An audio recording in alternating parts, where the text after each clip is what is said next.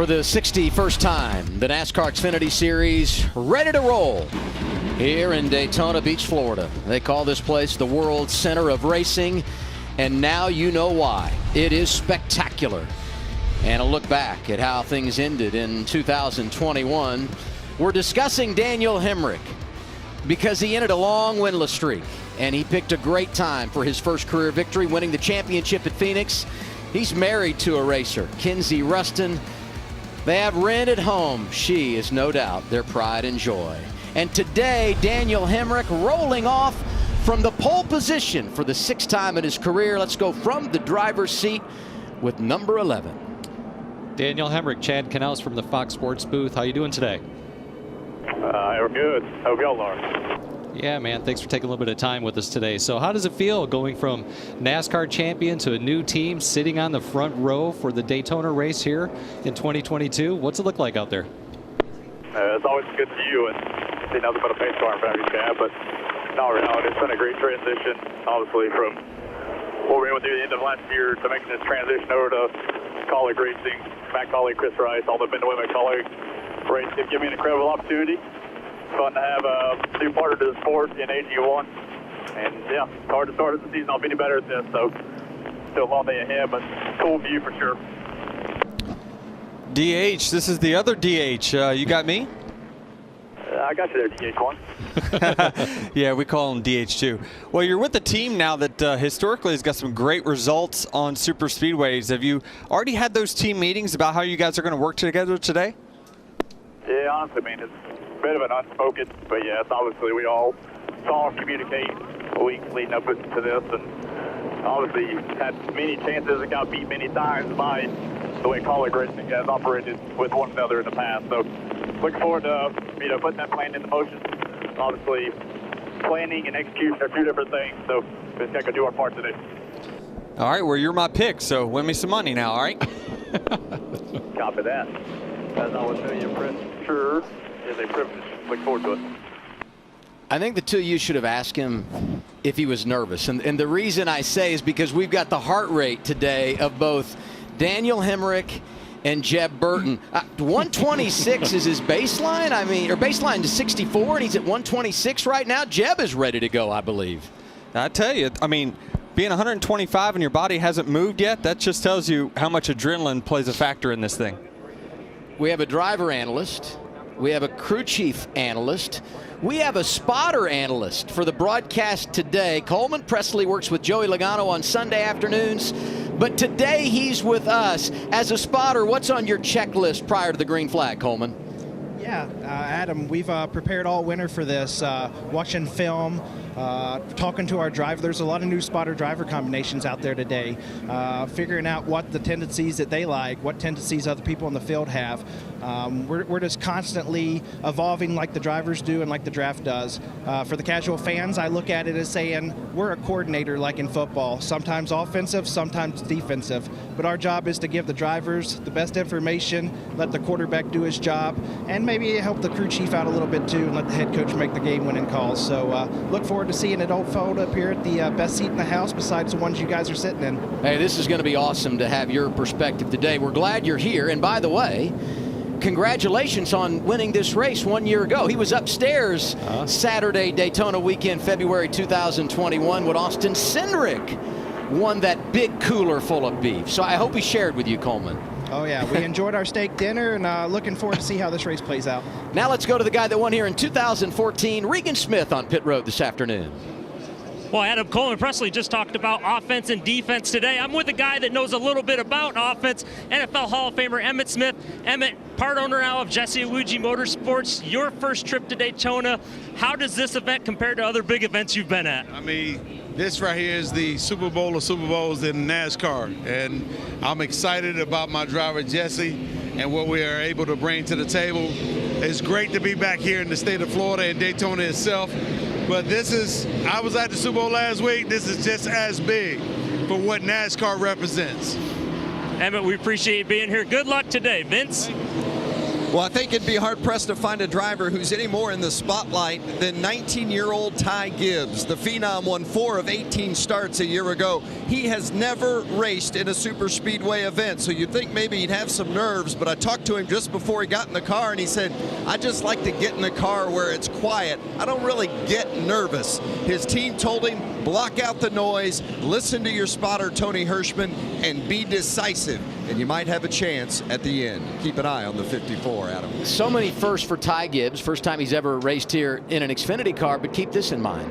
1 year ago, he had never raced one of these, went on the road course, goes out and wins in his first ever start. And by the way, when you look at our beef, it's what's for dinner starting grid, he's rolling 15th. I like a young driver that's full of energy, that's trying to get to the front. It's entertaining for us. Sometimes what you don't know is actually good for you. And we would have argued last year that he had no chance to win here at the Daytona road course because, I mean, first time in Xfinity car, never been on a road course, goes out and wins it. So who knows what happens today? I think he'll have a great shot. Solid teammates right there with him as well. So there's a lot of history that's there to help support him as he's going through this race, because as a young driver, this race is really exciting. We saw the heart rates already up on the drivers, and you know his is up high as well, just like Denny spoke about earlier. You can't help but feel the energy. I mean, anytime you're getting ready to go green at this place. Absolutely. And I can tell you as a driver, you feel the energy from the crowd. And we've had a great crowd here at Daytona all week long. The infield's packed, the stands, people can't wait for the Daytona 500.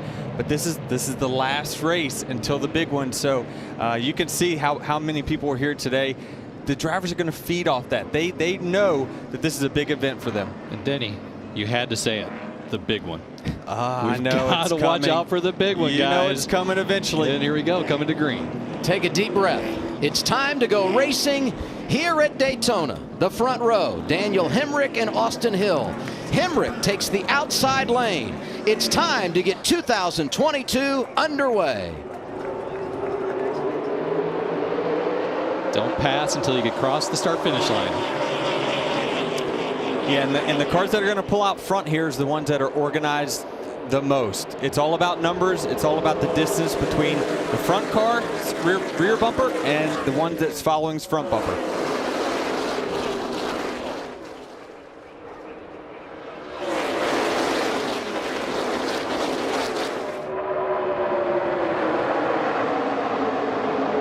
What a beautiful sound, Adam. Love it. And it takes almost a full lap for these guys to truly get up to speed. Yeah, it will. It'll take a little time for the momentum to build, and you can see already some cars saying, I don't really want to be a part of this too early. So there's going to be a lot of varying strategies that we're going to see really play out in the first 5 laps of who wants to stay up front and be aggressive, who wants to lay back in the middle or towards the back to keep their car around at the end.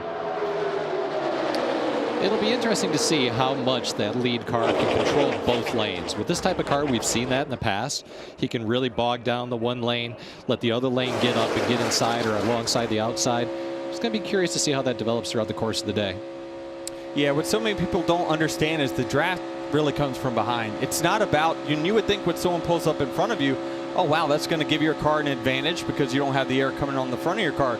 It's all about the back of the car. It's whoever can get someone closest to the rear bumper. It's like hitting the nitrous button. Many times that will dictate tempo on who you want behind you on a restart. It's the guy that can push the best, and look at that. The right side window out of Anthony Alfredo's car comes flying out. Right now he's thinking, dude, he will get black flag. First start for Our Motorsports in the 23. Ran Cup full-time last year after a part-time Xfinity schedule 2 seasons ago, and not the way he wanted his afternoon to get started. So the team will have to run back to the transporter, either take the window out of the backup car or find another window that they can put in that car to replace it. And it's really critical because the latches on those right side windows have to be able to be released from inside the race car. So that's going to be a tricky one to get fixed. The one thing I would say, if something's going to go wrong, especially mechanically, have it happen early, because you know you're going to get some cautions that will open the door for you to get laps back if you lose them coming down the pit lane. And the stages come into play also. That's another equalizer in this type of system, the way the format is right now. Much like you said, you get a lap down, get your wits about you, fix the issue, and you can bounce back. What are we seeing already? Two teammates, the Call It cars up top, the RCR cars on the bottom. That's something you're probably going to see a lot of today. And these are guys that weren't teammates last year. Bottom lane rookies together for the first time. Graduates of the Camping World Truck Series at RCR. The 21 is Austin Hill. The 2, the guy that won the championship in the Truck Series 2 years ago, Sheldon Creed. And outside you got Danielle Hamrick, Landon Castle. Neither one of these drivers were at Colleague Racing last year. Yeah, I think this is a great opportunity for Sheldon Creed and Landon Castle.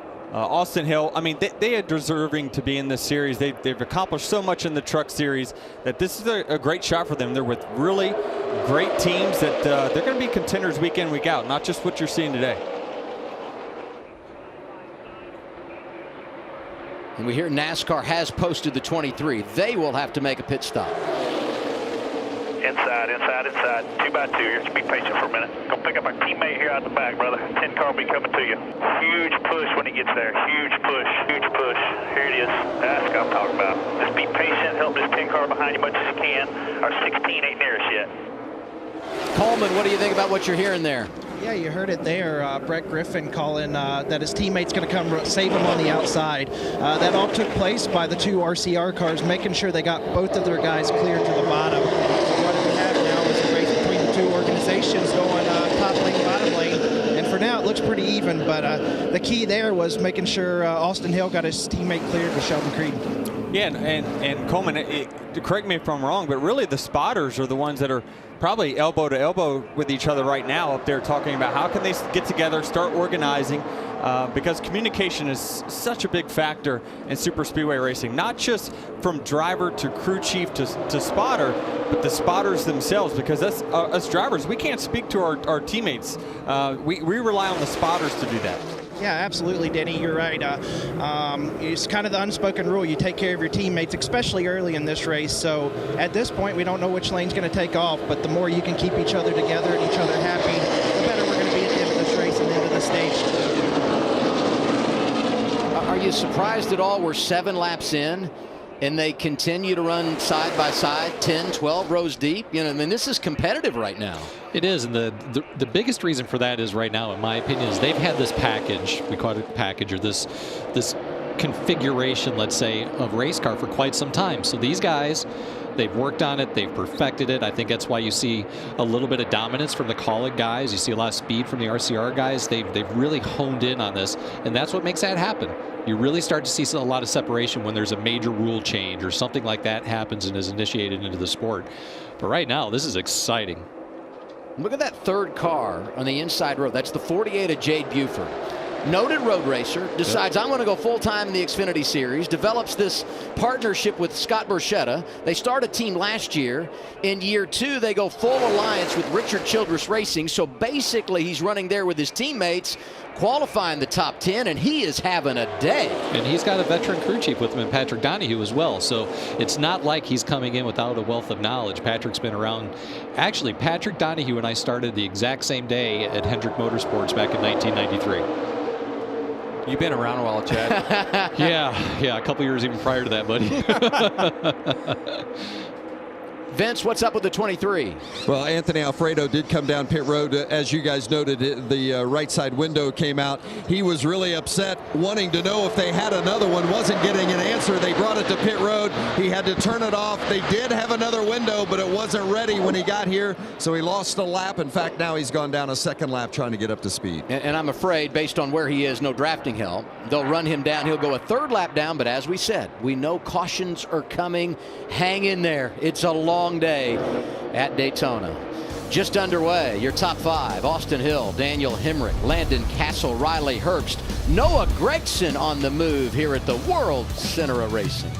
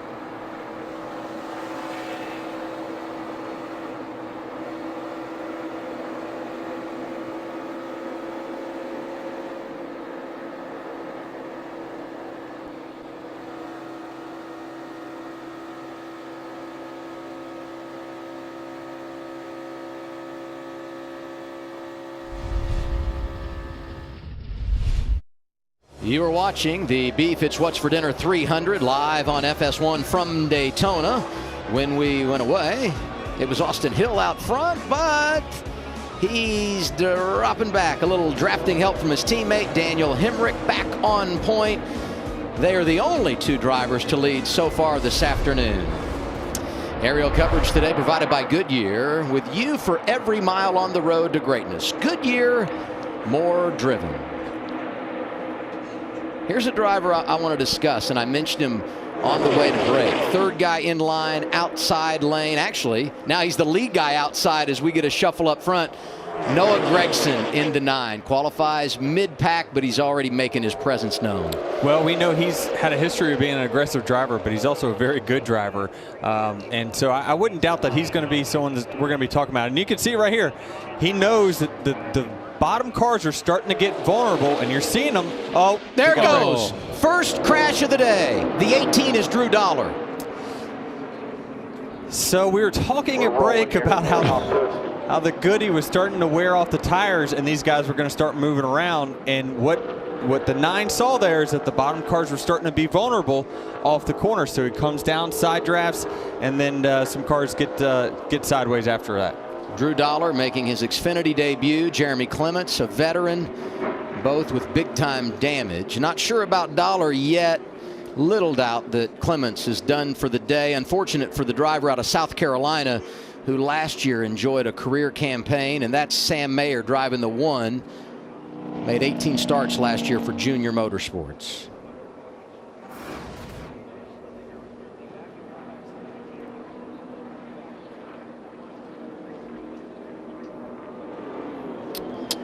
Yeah. So this started a few cars ahead. So what happened is the 9 came down to side draft, which is totally good. But what that did is it caused the inside line to check up, as you saw when he went to check up. A lot of times when you lift out of the gas here, these cars will dart to one direction or another. And obviously it caught the 18 and those guys off guard, and got our first wreck of the day. 2 cars that were in the top 10. And the first time you'll hear this, but not the last, throughout the course of the next 2 races, is the accordion effect. And that's exactly what happened right there. Somebody checks up in front, the next guy checks up, and the next guy behind that maybe cannot in time, and it just gets ugly. But they were still running in a pretty big pack. I'm surprised we didn't collect more cars than we did. A lot of drivers in this situation saying, I'd rather be lucky than good. Caution is out. 14 laps in at Daytona. Danielle Hamrick is leading.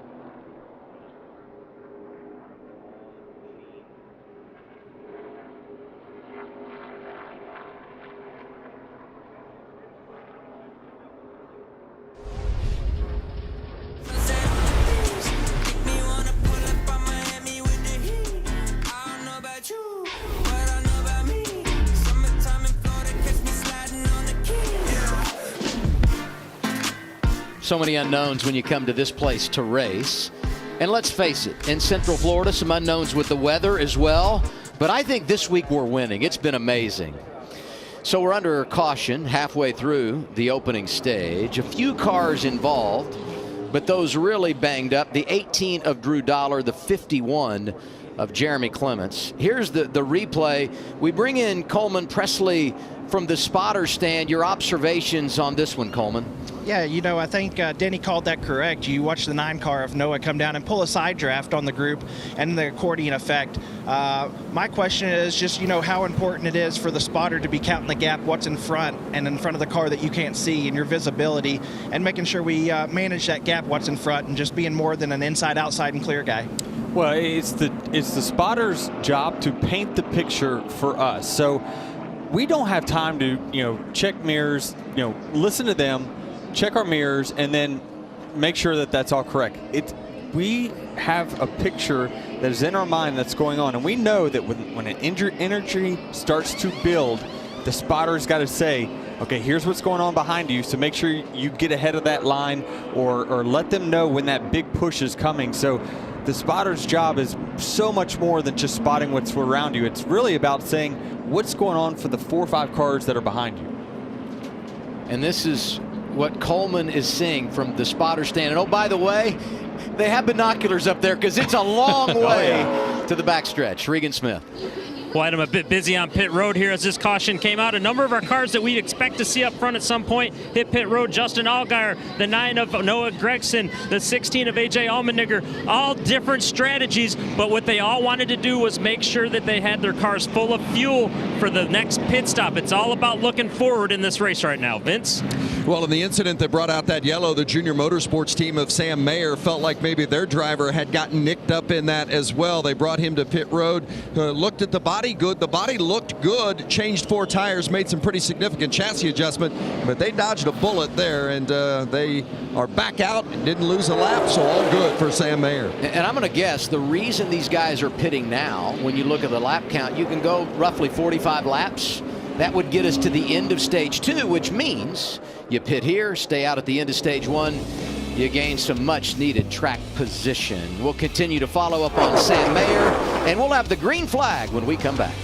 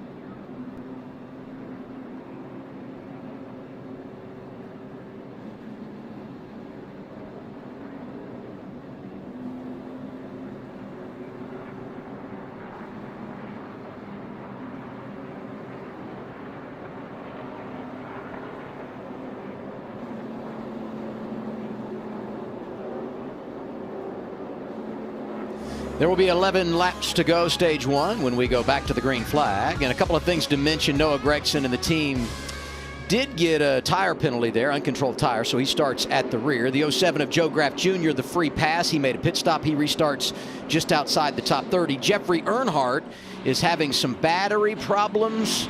And also, we'll let you know, Jeremy Clements released from the care center. Drew Dollar has gone behind the wall. He, too, is done for the day. You saw that shot coming off of turn 4. That sun is a beast here. It is. That's one of the spots, and especially for these guys up front, they haven't pitted yet, so they don't have a tear-off yet. And the track is very dirty when you start, so the vision is worse right now than it'll be all night. Good teamwork right there, letting your team get down in front of you, teammate get down in front of you to kind of pull that bottom lane ahead. Yeah, it's a pretty easy thing to do, and we communicate that through the spotters. Get up. That, you know, we want to have what you call a teammate restart. So whoever is controlling the restart will take the top, and the bottom guy will just delay hitting the gas just for a split second to let that leader pull down as soon as they get past the start-finish line. The one thing you don't want to be here, the man in the middle, Jade Buford, going in the wrong direction when he lost both the inside and outside lane, and now he'll have to settle in and regroup.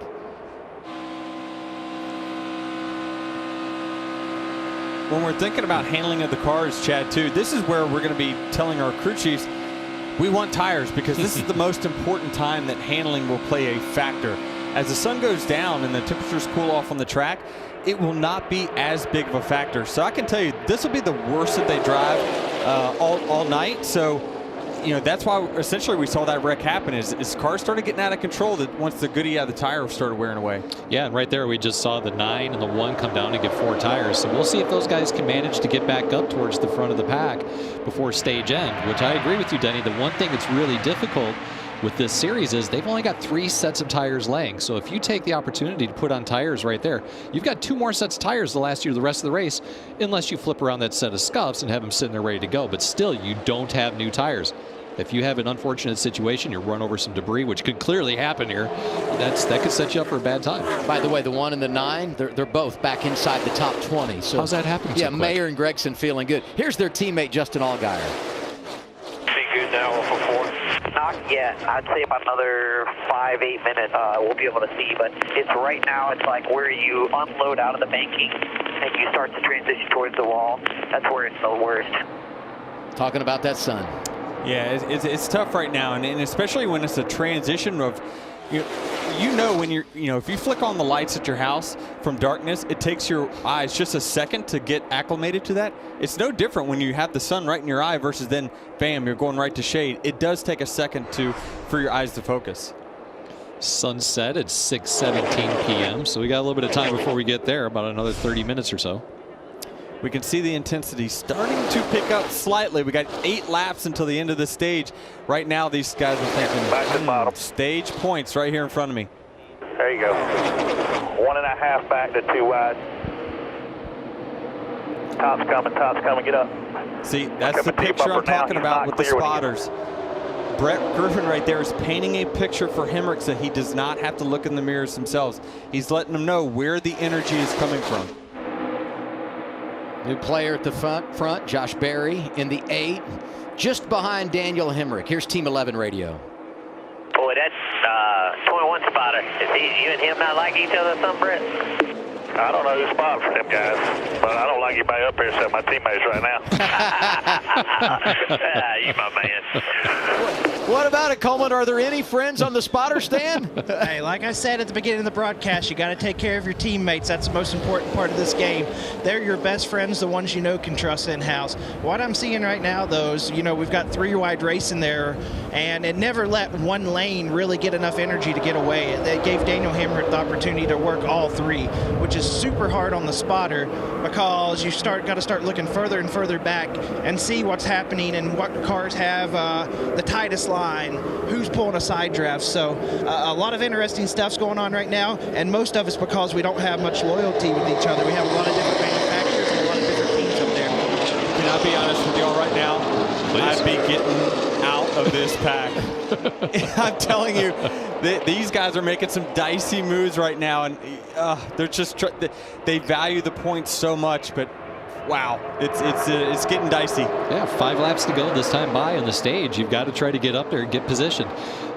Transfer points are so critical when you get to the playoffs. You've got to try to get it.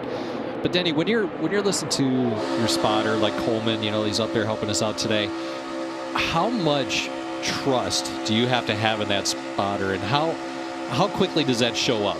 I tell my guys, there's 3 things in life you can't buy: trust, love, and respect. So how long does it take to get that trust with your spotter? You know, I think it happens pretty quickly. And if you look at my Super Speedway results, it was we really turned the corner the day that we hired my spotter, Chris Lambert. He's just so very good at this type of racing that, you know, we value them.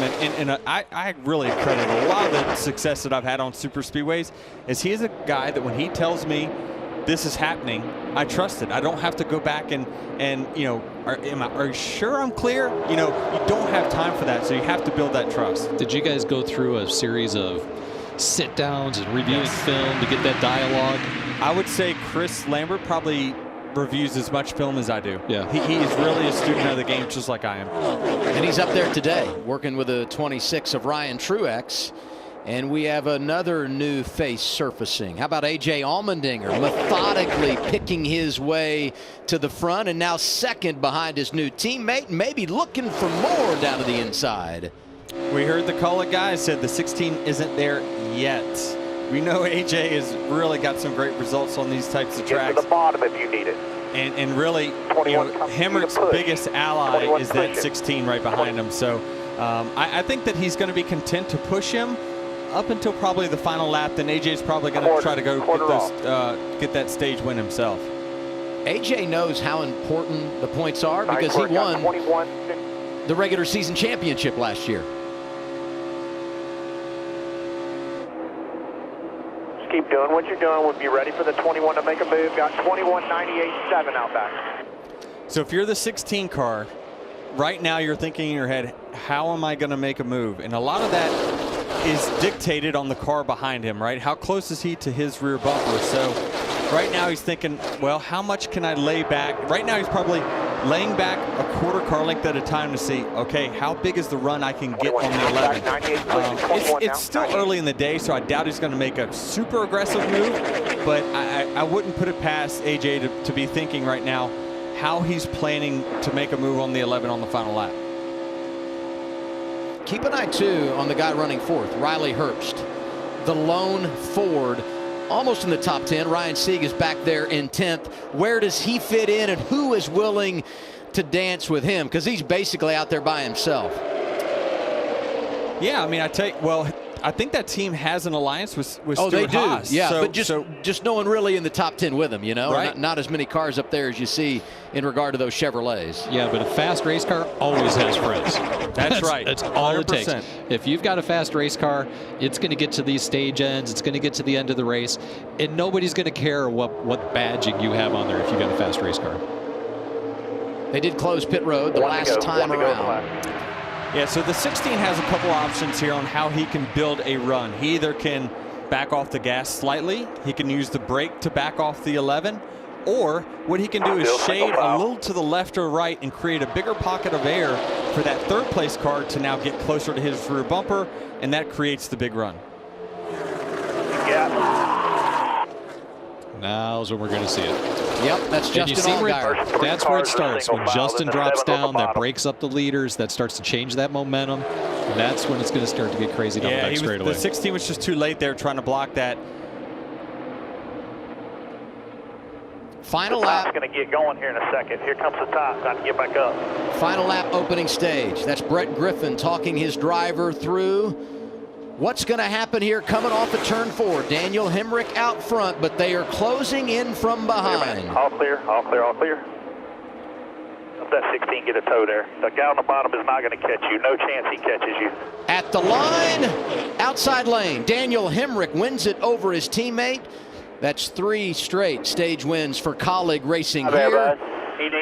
They swept the stages, won the race here in August. Second caution of the day. It comes at the end of stage 1 where Danielle Hamrick gets it done.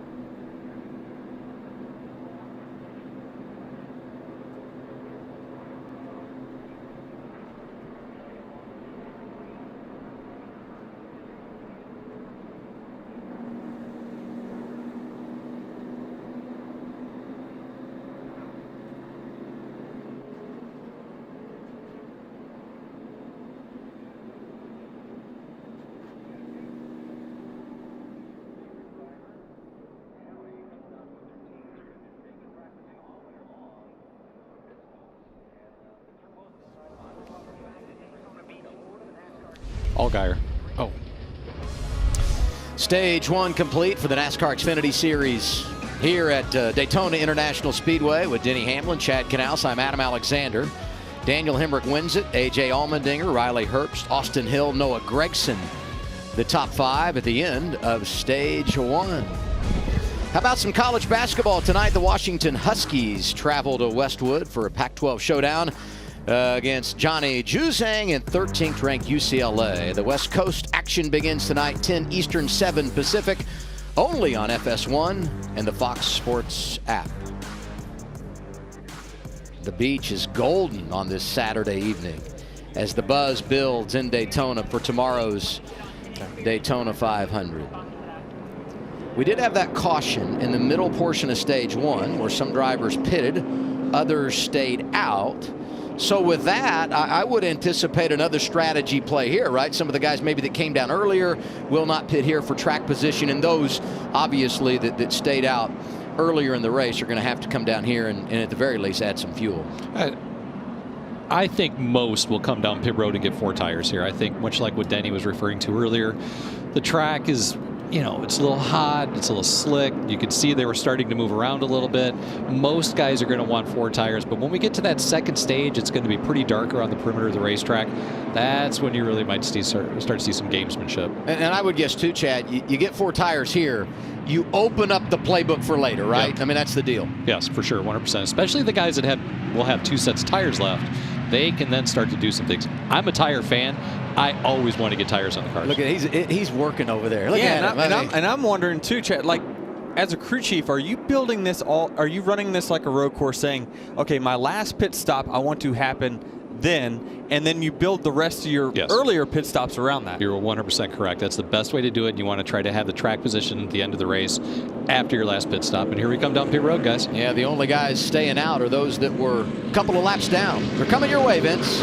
Well, 98 crew chief Richard Boswell thinking along the same lines of Chad Knaus. They really like their race car, but they're going to give him some tires anyway and a little chassis adjustment also to stay ahead of it. The 21 of Austin Hill said the car is really good. He said, I'm just learning for later in the race. Regan? The leader, your number 11 of Danielle Hamrick. That car is good right now. Just trying to work back and forth with a new spotter in the 16 of A.J. Allmendinger. They were trying to shorten strategy up, as we said earlier. Happy with that race car, sizing up the competition. And we do see some varying strategies. Some guys get 4, but those that lead the way off pit road either got no tires, like Brandon Brown, who won last fall at Talladega, Herbst, Gragson, Mayer, and others who pitted earlier in the race come here, get the other 2 tires and leave pit road and gain a little bit of track position. Denny? Well, I'd like to talk to A.J. Allmendinger and kind of get in his head on what was he thinking? Was he going to be willing to push or not? So let's find out. Hey, A.J., it's Denny. You got me? I got you. So we were talking up here on the booth, and we were thinking, well, surely he's got a plan there in the final lap. Was it derailed by the cars that came on the inside of you in turns 1 and 2, or were you really kind of content to keep your collar cars up front there? I was content, you know, with about teamwork here at College Racing, especially seeing the first stage there with the 21 kind of ducking low. I had to kind of defend there and all that, but just overall, if you want to, at the end of the first stage, it shows how fast our College Racing Chevys are. 2-3 NAG Solutions Chevy is handling really well, so far so good. Well, whatever you're doing is working. Y'all's results speak for itself, so keep digging. Appreciate it. Thank you. I'd say it's been, so far, a bit of a career day for Ryan Vargas. He's going to pit now, but he spent some time out front after having his career best qualifying effort earlier today. Fun to see that happen for that young man.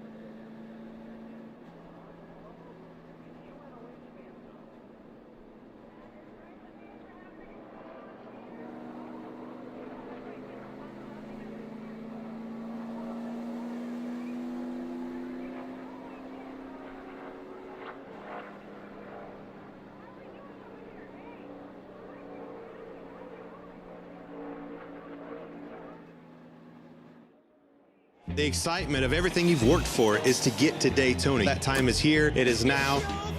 Things heating up. The heartbeat's going up. Things are getting intense. What a move. All hell's broke loose. Whoa, big hit. Now he's a winner at Daytona. Yeah. It's a special place, a special day. A lot of those highlights from last year's race. And what it brings me to, Denny, is it's a lot different working a race with you than it is Clint Boyer. I mean, totally different up here. Yeah, I mean, Boyer's a different cat, but I mean, he makes it work, that's for sure. He's entertaining. How about the day for Joe Graff Jr.? You go a lap down, you get the free pass, you pit, you stay out, and now you're leading in the biggest race of the year. I like it. I think it's fantastic. Hey, and you know what? Cole Custer is going to be a part of this team this year. This is Bobby Dotter, SS Greenlight Racing. They formed an alliance with Stuart Haas. And look who's out to his right. Brandon Brown, who won last year, of course, at Talladega, and such a special story and a great team, family operation, and he's done a nice job. I tell you, I've actually kept an eye on Brandon quite a bit, and he is one of those drivers that I deem, that really overperforms maybe what his car is capable of. And listen, his team is great. They really do a good job, especially with the resources they have, but he wheels it. He really does. I saw him have a couple really good runs at Charlotte last year that was very, very impressive. Nine's all over you. Make sure you don't slip your high side. Yep, perfect. You clear that bottom. We are staying up. We are staying up. If you do. When you see that 07, you can slow him a little bit. Yep, get in that door, slow him. When you build your run, get away from him a little bit. Make sure you pull that listening to nine. TJ Majors here, Brandon Brown's spotter. Keep him in your mirror. Here he comes. Yep. Coaching him You're along. clear. Make sure the 9 doesn't slip you there. He might take a big run if he gets it. Just stay up high there. You're clear. 9's clear. Feel good about what you're hearing, Coleman? Yeah, obviously TJ's really good at what he does here at these super speedway races.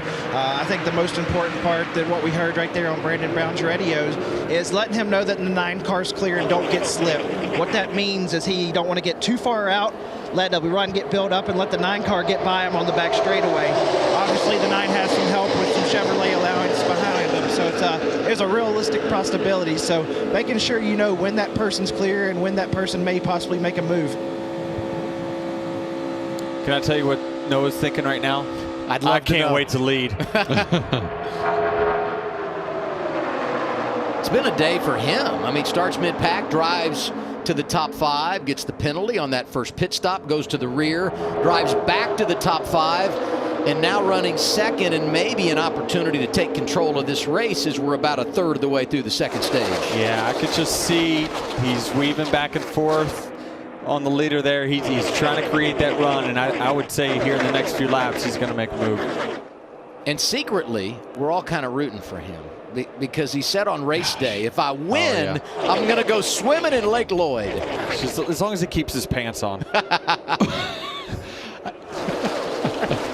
Well, Gregson looks good, but not as good as the view for Brandon Brown. What's their story, Vince? Well, sometimes you just have confidence at a certain track, like maybe Denny Hamlin, the 3-time Daytona 500 winner, likes this place. And along the lines of what Denny was saying about Brandon Brown, we've seen an uptick in Brown's career. He made the playoffs in 2020, got his first career win last season. His crew chief, Doug Randolph, told me, we're as confident here as anywhere, so why not? And remember, he was runner-up a year ago.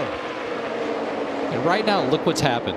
Look at how many cars are in a row on the top line following Brandon Brown. This is exactly what Brandon wants. And this is the stage of the race, Denny, that I feel that the drivers themselves, if they're in a semi-comfortable position, they're going to ride. They're going to want to get to that next stage. Well, their adrenaline was at an all-time high going into that to the first stage. So right now it's the time for them to just kind of catch their breath. It's going to ramp back up here in about, 15, 20 laps or so towards the end of the stage. But right now, they're happy, content that, hey, we're going to make it to the second stage here. We'll make our move a little bit later on. One guy I'm noticing here in the top 5, we haven't talked about him today yet, Ty Gibbs. Well, and Ryan Sieg's up there, too, and having a great day out of the Ford camp. You know, Coleman, you and I talked earlier today about the line of communication from the spotter stand to the driver. When we get in the circumstance we're in now, drivers riding the wall, what are you saying? What are you thinking here?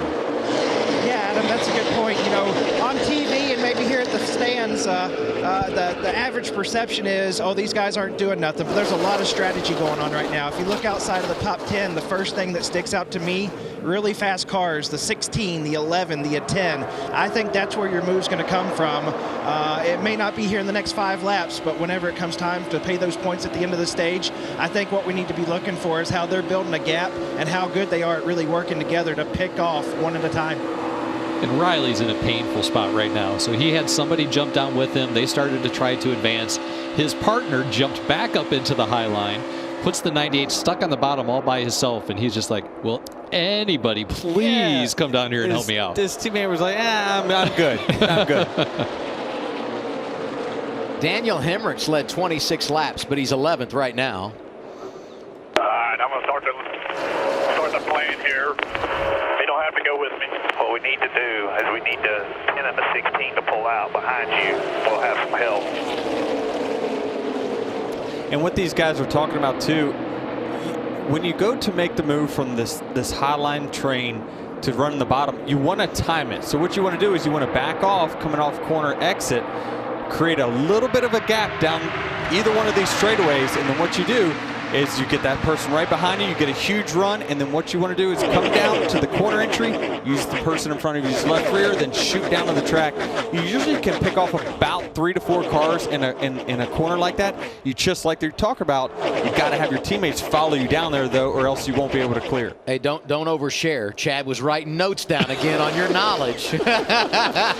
His drivers know. That'll be the Hendrick plan tomorrow, all right? What's up, Vince? Chad's going to be busy up there today, that's for sure. Hey, you know, we heard Coleman Presley talking about from the perspective of the spotter and the significance of that role. Ty Gibbs had never run a super speedway race before today, and his crew chief, Chris Gale, told him, at all costs, listen to your spotter, Tony Hirschman. He's got more experience in this kind of racing than any of us. If he tells you to move, move. Do not hesitate. Trust your spotter. Tony Hirschman might end up being the star for this 54 team before it's all said and done. Today, the spotter might be the MVP, but I like that guy throughout the balance of the season. Chris Gale, one of the best, and that's one of the reasons we think Ty Gibbs is a championship favorite.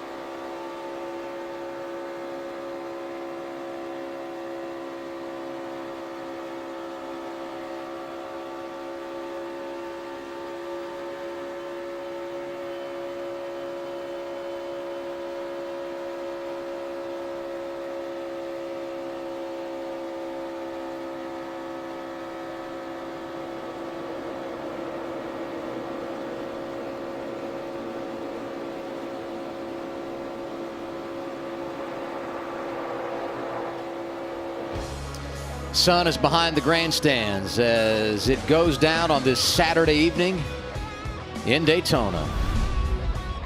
And here's the crew. Oh, Fisherman's Wharf, are you kidding me?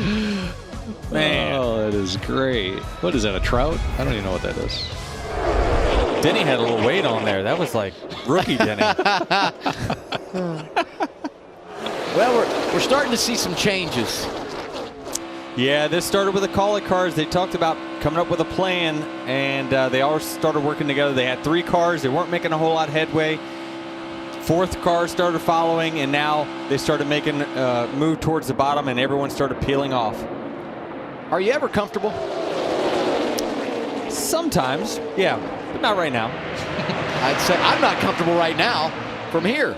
Yeah, they rode about 10 laps. We saw that. Everybody kind of got their bearings and got situated. The sun has dropped down below the grandstand, so the whole track is in the shade right now. So it's much grippier. The guys are going to have more opportunities, more ability to maneuver their cars as they're going.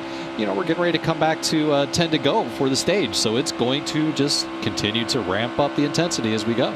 Jeb Burton 19th. The heart rate is climbing and climbing the leaderboard. The 9 of Noah Gragson. He goes around Brandon Brown. He's leading for the first time today, getting pushed by a Ford. That's Ryan Sieg in the 39.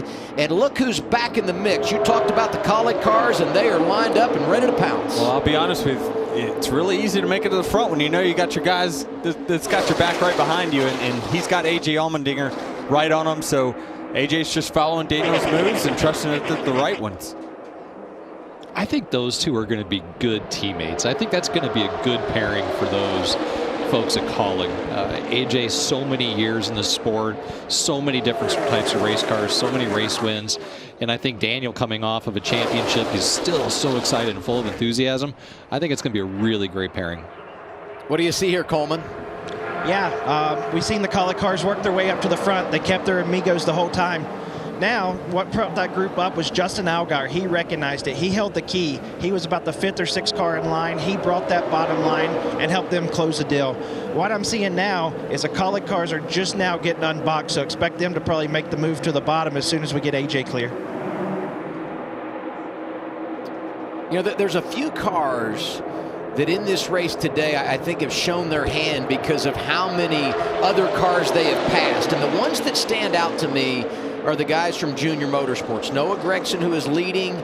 And also I feel like Justin Allgaier has been in front of it, behind it, and now, as Coleman mentioned, he's back inside the top 10. I think he's got a pretty good race car for late in this race. Up top, don't get too pushed out here. Still 2 back.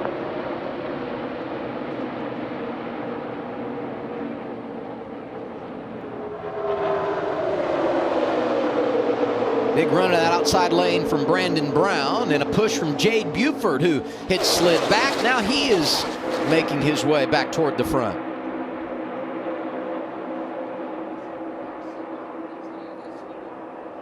Going to be 9 to go in our second stage. Noah Gragson in control. We step aside, but you miss nothing.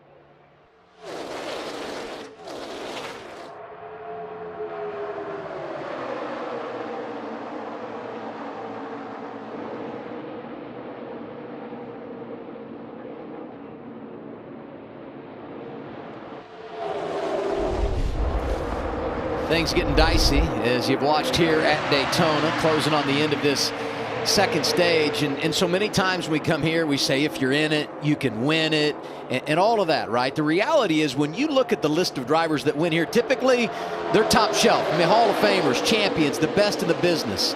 The top three, Gregson, Hamrick, Allmendinger, all three a part of the championship 4 last year. And the guy up there with him, Ty Gibbs, was the Rookie of the Year and won 4 times.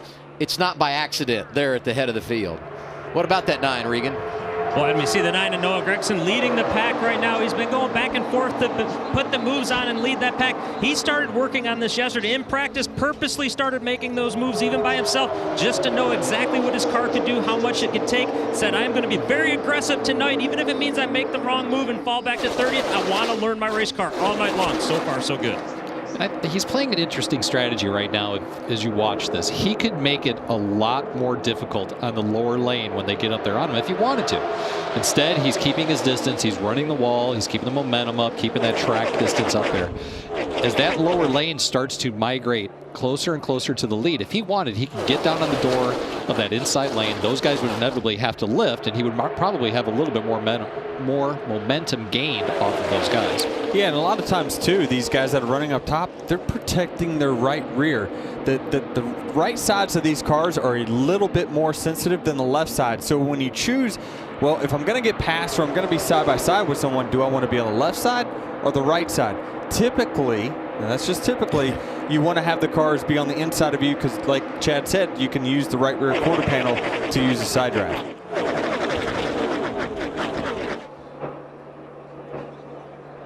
To go. It's going to start picking up.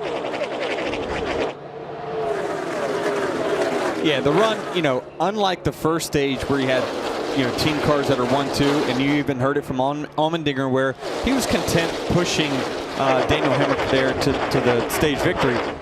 Now they're going to gang up on the 9. They're going to make a move on it. There's no question about it.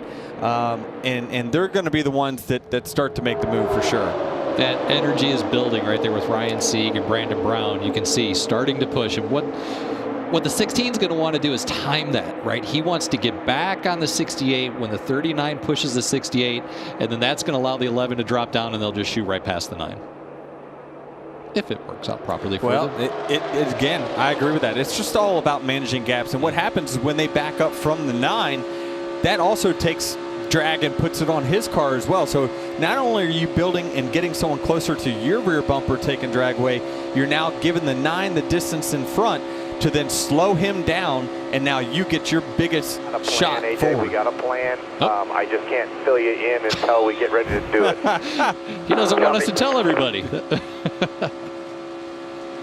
Yeah, because what happens is a lot of these team guys, someone from JR Motorsports, I guarantee, is listening to the colleague radio trying to figure out when they're going to make a move. So just tell me one thing on the radio. I'm going to use it to my advantage. Time starting to run out. 2 to go this time by. And how long can you wait, Denny? Do you wait till the last lap coming to the checker, going into 3, down the back straightaway? With these cars, you got a little bit of time. If it's the 11 and the 16 working together, they can make a move. They can back up to each other in the middle of 3 and 4 coming to the checkered. But I doubt they'll wait that far. I think they'll do it coming off of turn 2 on the white flag lap. Philosophy different. The 48 into the 39 here. Ending a stage versus the end of the race, and how much can you take from this to when we're getting ready for the checkered flag? Every one of these drivers are gaining knowledge right now on what they can do, and they're constantly learning. And listen, a lot of these guys don't have a ton of experience, so they're learning every lap that they're out there, and they're going to start to feel, oh, this pocket of air happens when I'm on this side of the car or that side of the car. All those things create energy. So we're going to do it down the back right here. We're going to do it down the back. Get yourself some momentum. Yep. So the 11's going to back up here. But look out. Here comes the 39 of Ryan What a Sieg. save. Saved by Noah Gregson. Hamrick driving through. He's getting a push from Sieg. 3 wide top. 3 wide at the front. Wow. Wow. All the help on the bottom. You're clear. Mental note, 39's a good pusher, I think, huh? Look at Gregson. He's going to drop outside the top 10. He's bailing. It's not worth the 1 or 2 points that he's going to get finishing, 9th or 10th. So he's bailing out of here just to save his race car towards the end. Get to the bottom, get to the bottom, get to the bottom. Danielle Hamrick, 2 for 2, a pair of stages, and both times Hell of a job, he's been able to get the win. Wow, what a save. It was interesting there because you had even heard the spotter for Danielle Hamrick saying, we're going to do it on the backstretch. But I think what happened is the 9 started slowing up, trying to keep them from create that run. And the 11 saw a hole. He went for it right away. Wow. Oh, catch your breath, Noah Gragson.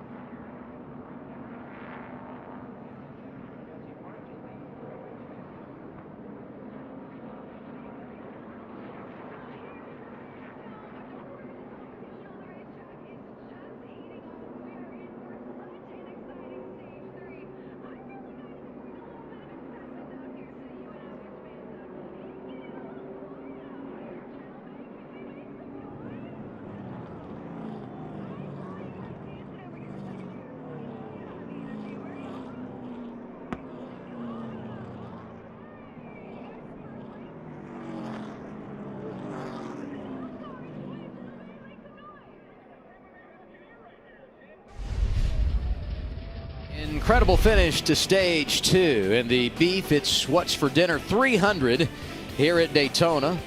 That's Sam Mayer. It's got parts and pieces flying everywhere. His teammate Noah Gragson went for quite a ride, had the save of the day off of turn 2. Aerial coverage today provided by Goodyear. Anything can happen as long as you have the drive. Goodyear, more driven. The lights are on here at Daytona International Speedway, and it's going to be an incredible final stage. And while we've been feasting on all the great race action here on the track today, fans have been having their own feast thanks to our friends at Beef. It's What's for Dinner. Down on the midway, these chefs put on a show with a grilling contest while fans got a chance at some roping, all a part of the fun here at Daytona. One day shy of the Daytona 500. Look forward to that tomorrow. I wonder if Noah Gragson and Danielle Hamrick have beef at this point. They got beef. they had a beef, they right? Had a beef. Well, yeah, you know. Yeah, it'd be fine.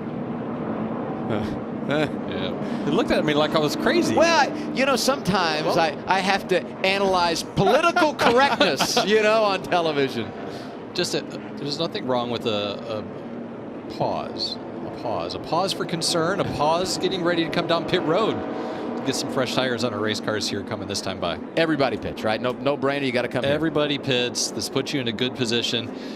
What happens from this point forward? Now that's where it starts to get tricky. I think you'll see some guys beyond this now start to consider fuel only. You maybe see another right side tires, but right now everybody's coming to get 4 tires. I would assume, because there were a couple guys that took, primarily the 98 car, took 2 tires at the last stage, 2 left side tires. They might go ahead and try to get 2 rights. Here we go. Danielle Hamrick leading them down, Vince. Speed limit 55 miles per hour. Sam Mayer, number 1. Hood flap issue. It collapsed. It was never really the same after that initial spin early in the race, so they've got to tend to that with the 4 tires. The 39 of Ryan Sieg, P2, has had a really good run. Dropped down to the bottom and made up some positions. Regan? The 11 of Danielle Hamrick slightly worried about that bumper on the right front corner where they had that contact. Team told them it was fine. And the 16 AJ Allmendinger, his race car handles fine, just needs more outright speed. A lot of 2-tire stops. Yep, that's why I'm not a crew chief anymore. First one with 4. Ryan Sieg lost 7 positions. Brandon Brown goes back 4 after taking 4. And the race off pit road goes to the man that won the stage. That's Danielle Hamrick. And we're going to have a penalty from somebody. We've got a tire going down pit road. Yeah, you can't do that. No, can't do that. Why don't we see if we can get our old buddy Noah Gregson on the line here, please. Hey, Noah. Chad Knaus in the Fox Sports booth. You got me, buddy?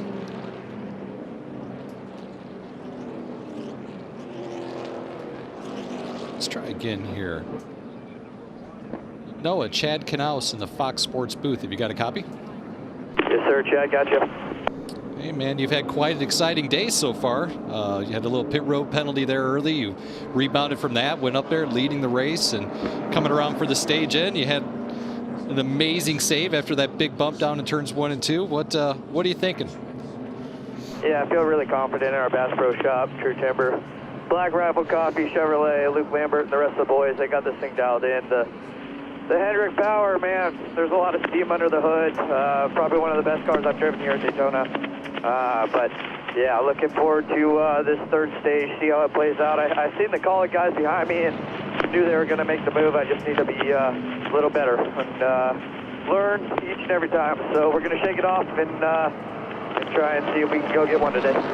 Well, you've done a great job, buddy. We wish you the best. And obviously, after this thing's over with, if you get that checkered flag, we're all going to be watching you jump into Lake Lloyd. Maybe you can talk Luke Lambert into going in there with you.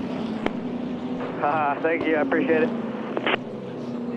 Do you think that was a bit of an ego play, crediting all that Hendrick power with you up here doing the interview, Chad, or what? I'll take that. Our engine shop is amazing. Obviously, we love what we got there at HMS in our engine department.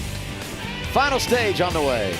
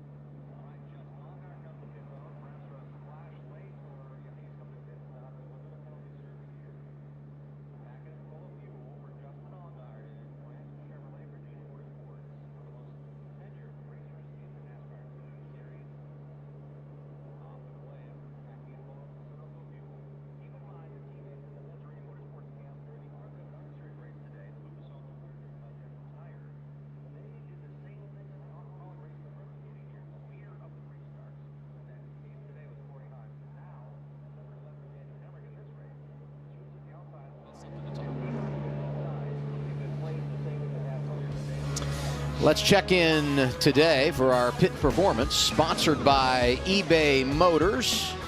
This is what happened. All these guys taking 2 tires that last time around. Best of the bunch, Noah Gragson, 7.9. Good delivery by the 9 bunch. Teammates on the front row for the restart that will come as we begin this final stage. Interesting strategy for the 7 while we were away. Veteran move here by the 7 car and Jason Burdett and Justin Allgaier, because they a little bit further back in the pack are like, you know what, let's take this opportunity before we go green, come down pit road, pack the fuel cell, get as much fuel as we possibly can in there. And their hope is they get up into the top 5, everybody comes down pit road, and they can take less fuel than everybody else and leapfrog some guys to get control of the race. Smart play. And everybody is going to have to pit at least one more time today. No way you can make it from here. Yeah, and I think you're going to see that start to happen about 73. How courageous are you? Maybe 75. It'll be interesting to see what these guys play, because your caution laps are going to come into play. So how many are they thinking they're going to have before the end of the race? Hamrick takes the outside lane. I bet he slides down in front of his teammate here. They work together, huh? You betcha. And what I think they'll do too is, once the 16 gets clear, if he gets clear, they'll move to the top. I don't think they'll run on the bottom. So, you always, when you're in the front and you're trying to control both lanes, you want to control whatever lane is clear. So the second car that's clear, that's the most powerful lane. So as you see, he's moving down here to get back in front of his teammate, and he's willing to give up the outside to the 54 because he knows he has an alliance with someone behind him that's going to stick to his rear bumper no matter what. And we've seen Toyotas in the top 10 today, but not really together. Now you've got Ty Gibbs up there, and down on the inside lane, third in line, Brandon Jones. He's been in the top 10 as well. This is the first time, though, we've really seen them in a position to get together and work. Well, you see here, the outside line has got the most energy. Those are the cars that are tightly packed together, so they're probably going to clear the bottom lane here. That 2 car, haven't talked a lot about him. Sheldon Creed won the Truck Series championship a couple of years ago. Just a few starts in the Xfinity Series, running for Rookie of the Year, driving for Richard Childress. And remember, that 2 car won the championship 3 years ago with Tyler Reddick behind the wheel. Both those groups got organized really quick there. Here, get up. Take him out. Yeah, we talked about here the 16. As soon as he gets clear, they're going to the top, and certainly that's what's going to happen. Let's get an update from Vince on that last cycle of pit stops. Yeah, you saw that incident with Jeb Burton's Jackman that was struck by the car as he was trying to get out around it. Chris Zima just checked in with him. He's doing fine. Okay, got the job done. And I tell you what, Chad Knaus, can you believe he used to go over the wall? Huh? Look at this. These guys, they are true gladiators of our sport. They go out there, they risk it every single time. What they're capable of doing in these pit stops are just amazing. Honestly, I'm glad I don't have to do that anymore, because I don't have it in me.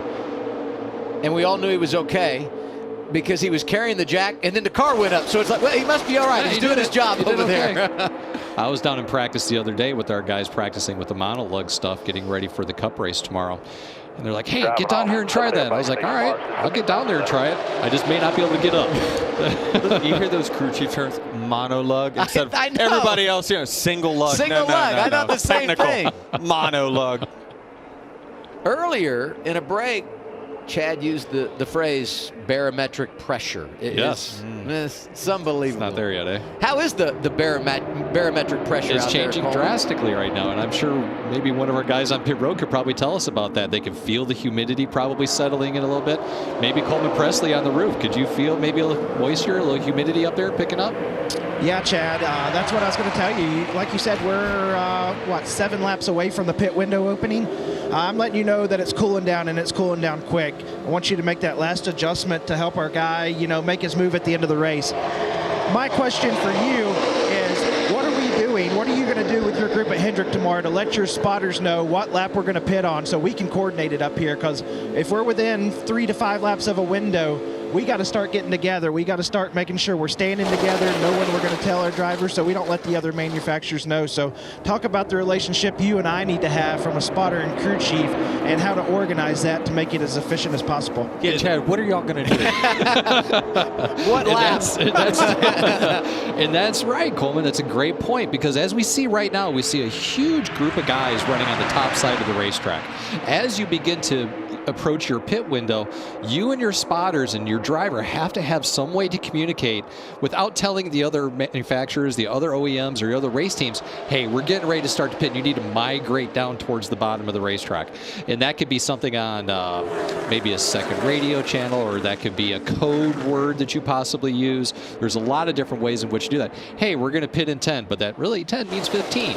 You know, so there's a lot of ways to go about it, and that's where the education between the driver, the spotter, and the crew chief is so critical. I talked to Jeff Mindering this morning, crew chief for Brandon Jones, and I asked him, do you know the plan right now for that final stage? Because we all anticipate there will be a green flag stop here. He said, oh yeah, we know exactly when we're going to pit, unless the caution comes out, which obviously could change everything. 49 to go. They'll be on pit road soon. Let's crank it up from Daytona.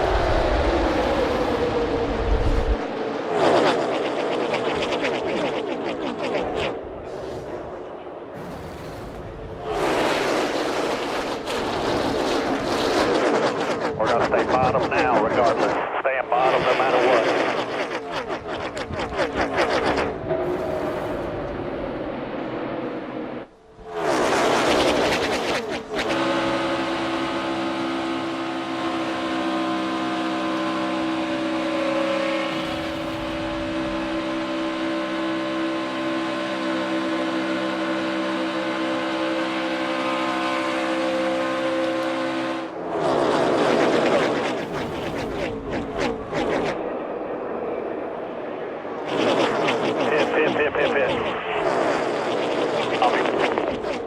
What'd you pick up in that radio we were listening to, Chad? And I don't know what spotter that was, but he said we're staying bottom no matter what from here on out. That means they're getting ready to pit. They're getting ready to come to pit road.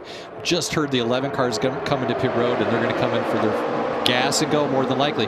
Thing to be aware of real quick, guys, watch the pit road entry. There's a lot of accidents, a lot of crashes, a lot of spin-outs that happen here on pit road. Well, these drivers just don't practice pit road entry as much as the Cup guys do, you know, because they don't have it that often. So, you know, who knows how this ends up. The veterans got a spot where they always go to. The young guys really don't know, so tense times. Call-it cars pitting, 47 laps to go. So much to manage here. Regan Smith. Well, Adam, a couple laps ago, I saw Chris Rice running from pit box to pit box, and then on the radio, you heard Danielle Hamrick's radio. They said, get to the bottom, stay on the bottom. That was because they had a plan formulated as soon as they felt like they could make it to the end of this race. They wanted to bring all three of their Call-It racing cars in. You see it right now, gas and go, the plan working to perfection. Saw that hand of A.J. Allmendinger down the back straightaway, out the window signaling, I'm going to go to pit road. The plan appears to be executed perfectly and not surprising. You look at recent years, Daytona, Talladega, some of the best in the business coming from the Call-It stables. And there goes a spinner. Coming on to pit road, I believe that's the one of Sam Mayer. He lost the bumper cover. We stay green. Can he gather it in? Yes, he does. Fired up and come to the box here. He stops with 45 to go. And now he's going to have to take tires on top of that. Chad, do you think this is a little early? I mean, there's been so many green-white checkers at the end of these Xfinity races. I mean, they're right on the number if this thing goes green, but what happens when we have a caution with a couple laps to go? More green-white checkers, then you're going to have guys really starting to look at that fuel to see if they can make it the whole way. I think that those Call-It guys right now, they're banking on the cautions coming and being able to save fuel before we get to the race extension. We just saw it. We almost had it. We may still have a caution. There's a bumper cover laying on the racetrack right now. We could get a debris caution, and that is exactly what those guys want to be. The first ones off of pit road with all the fuel they need to make it to the end. There goes Mayer. This time a bunch of Toyotas and Fords coming to pit road. Previously, all Chevrolets, Vince. It's a traffic jam there on pit road, and there you see the 19 of Brandon Jones. The 54 of Ty Gibbs is coming in as well. Remember, it's Gibbs' first ever super speedway race, and he has been and running inside the top 5. Gas only for the 54 as most others. Regan? Justin Allgaier in the pit box. They wanted to pit 1 lap ago with their teammate Noah Gragson. Didn't get the message to him in time. Going to lose a little bit of time because of that. Communication from so many corners of the world is the end-all be-all when it comes to racing here. Bit of a problem for Anthony Alfredo, who exits the pit lane. It's Josh Berry in the 8 leading this group onto pit road. These stops will come, 44 remaining. 43 now to go in the race. That was Jesse Awuji in the 34 coming got hot. In the grass. Yeah, I can relate. Wait, is that a replay from Thursday night, right? Only he avoided the grass. That's Jeff Burton in the 27. His dad Ward a winner 20 years ago in the Daytona 500. And it all cycles through, leading this race, the 36 of Josh Bilicki. Tommy Joe Martins is up there. Bailey Curry and Ryan Vargas, the teammates at JD Motorsports. So what's interesting too is that with the guys that come later, even though they come with a smaller pack, they gain so much time on entry to pit road because they're not having to navigate traffic. Now what we'll be interested to see is where the 8 comes out, because now he won't have drafting help as he leaves pit road. And you know, we really underestimate having someone on your bumper while you're accelerating, how much time you can really gain on pit exit. And these are all drivers that haven't pitted. They have to come, but they're not really close to needing to be in a position to make a pit stop. Everybody else said window opens, we're getting on the pit lane. These guys playing things a little bit different.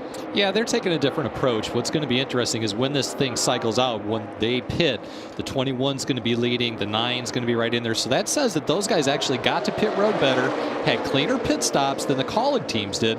But now Colleague has caught them down right now, and they're right there in line. But that's an interesting little cycle of pit stops. I didn't expect to see that happen. This is pretty much 9th on back, 8th on back, and these are guys that obviously have already been on pit road for what could very well be their final stop of the night. Oh. And by the way, he's going to have to come back in and put the bumper cover on. And we saw Jesse Awuji hot coming to pit road. He was speeding, so he'll have a penalty as well. Yeah, that really wasn't the 1's fault. The 2 just came down a little bit, and of course he's got to pit as well, so he's got to get off the racetrack. But surprisingly enough, when you come to pit road, you don't want to decel or brake on that line. That paint has a little less grip. Your car doesn't quite stop as good as it would if it was on pavement. Looking at Josh Bilicki leading through strategy, driving the 36 for Mario Goslin. Takes me back to a couple of years ago when Alex LeBay, who was driving that car then, will drive it next week at California. They played this exact same strategy and led a bunch of laps, and because of cautions late, parlayed it into a pretty good finish. Yeah, so this, I mean, we've seen varying strategies a lot. So the disadvantage for them is while they are leading, you know, well, actually, an advantage while leading is that they could catch a draft off the cars that have already pitted. Now, since they took fuel only, they won't have as big an advantage. 40 laps to go, and right now it's Josh Bilicki out front.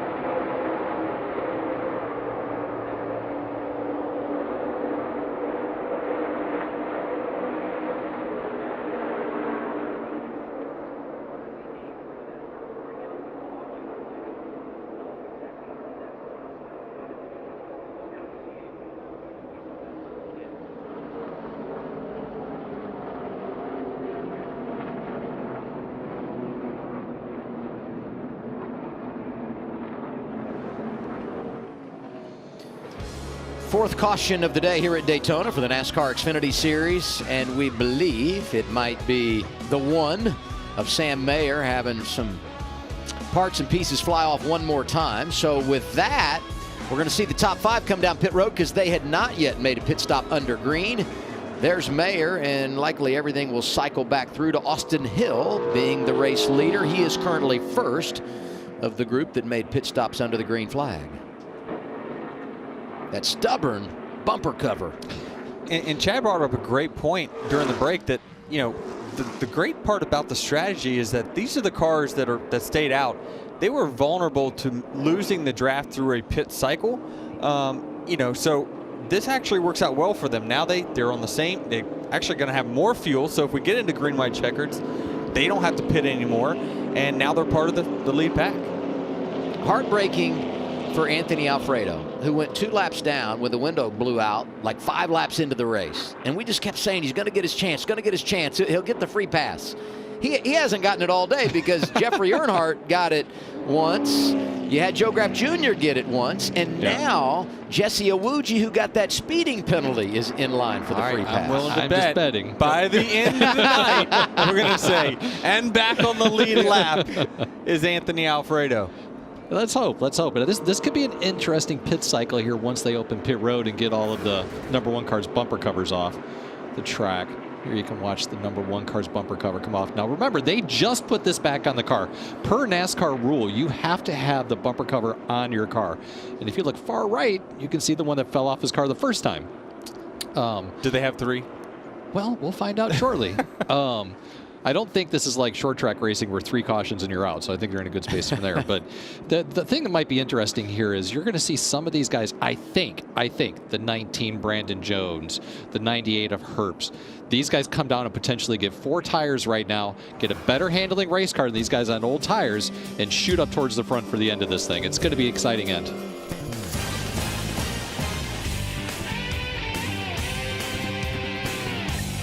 I would. But just like that.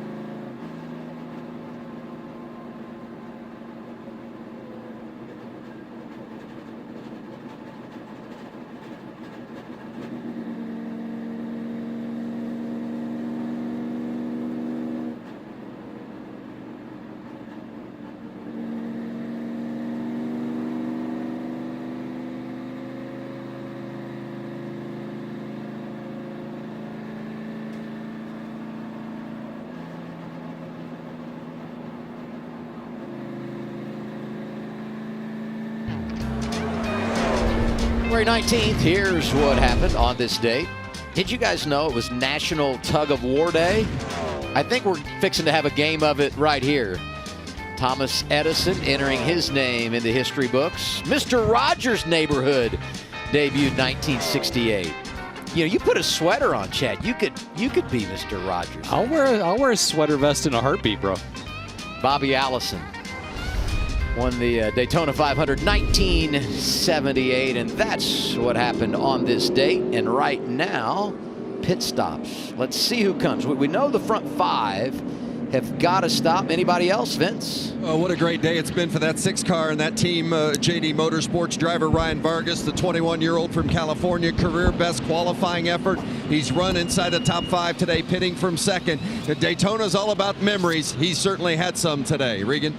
A bit of a surprise here. The 11 of Danielle Hamrick is pitting right now, afraid that he flat spotted the left front tire on the last pit stop. They wanted to play it safe. They're also going to fix the nose of that race car from earlier if they've got enough time. And the 8 of Josh Berry had to handle and go away right there. The car got loose. He was fearful there was a tire going down. They wanted to get 4 tires and lower the track bar to try and help him out and be safe. Sign me up for this. 2 of the fastest cars at the back, restart about 30 to go. I like that. I'm here for that. I think it's a good play. I don't think it's a bad play at all. And a reminder, it is never easy at Daytona, right?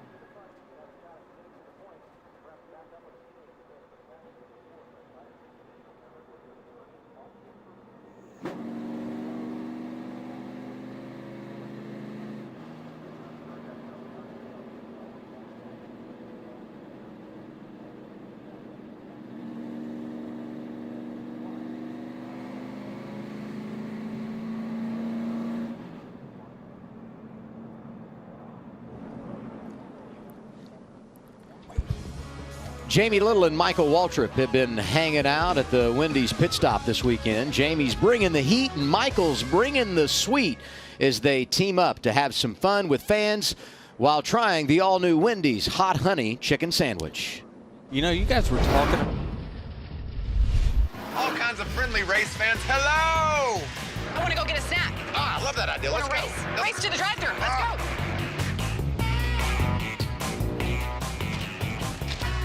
Mikey, Team Heat wants to go.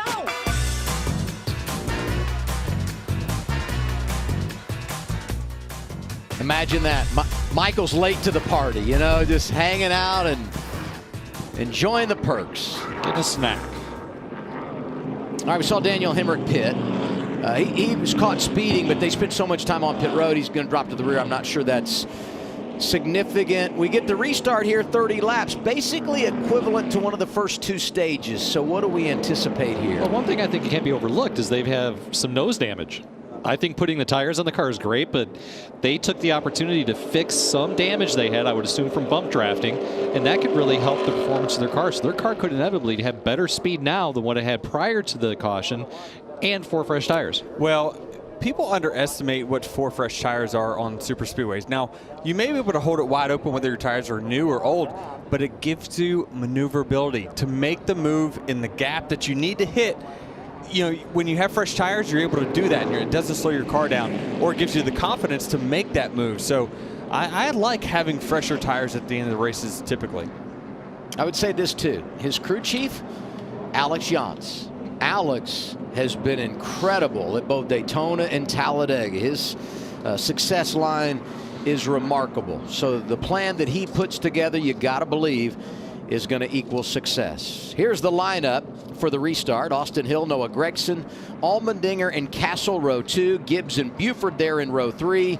Row 4, Jones and Herbst. And another Ford back there in row 5, Ryan Sieg. With that, we get to you today's Ford Performance Track Facts.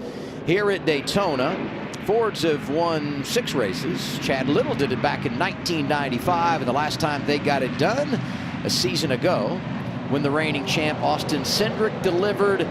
Could it be Danielle Hamrick that follows suit today? As we pointed out, he's got some ground to make up in the last 30 laps.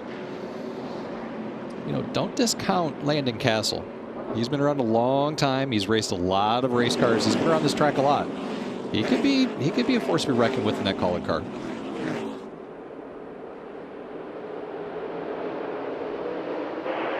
Yeah, you can see the drivers starting to try to organize when they're going to go. Both of them are putting their hands out the window, so they know that whoever can stay attached the longest has got the best chance to clear here.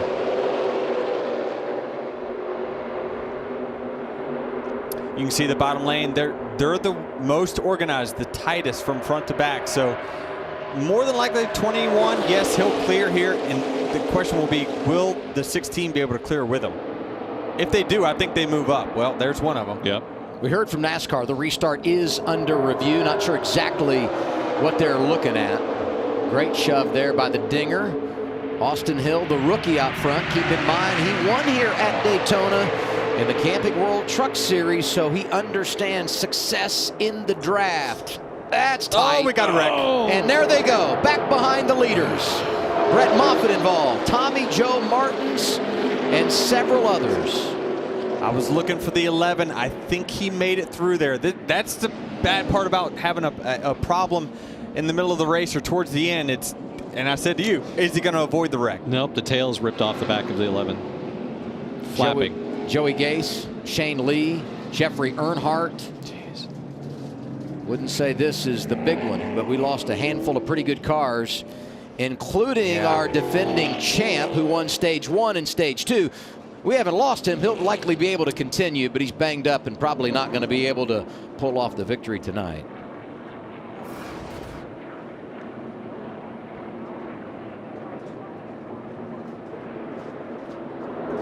Oh. Man, C.J. McLaughlin just got shot out of the draft there, and when he came back up, all bets were off. Yeah, he got loose, and when he corrected, it just went the other way. That's the thing about mistakes at this racetrack. If it happens early, you can overcome it. Typically, because the field is not really intense. They're not really pushing it. So that's when you make your moves and can get back to the front. But at this point of the race, everyone's trying to work towards the front. Nobody's sitting right now and riding. So that's when the wrecks usually happen, is when the intensity comes up for everyone towards the end of the race. You know, the grass can get you, but we haven't had a ton of rain here recently. I'm surprised it was that soft, and that's what tore up the front end of Brett Moffitt's car.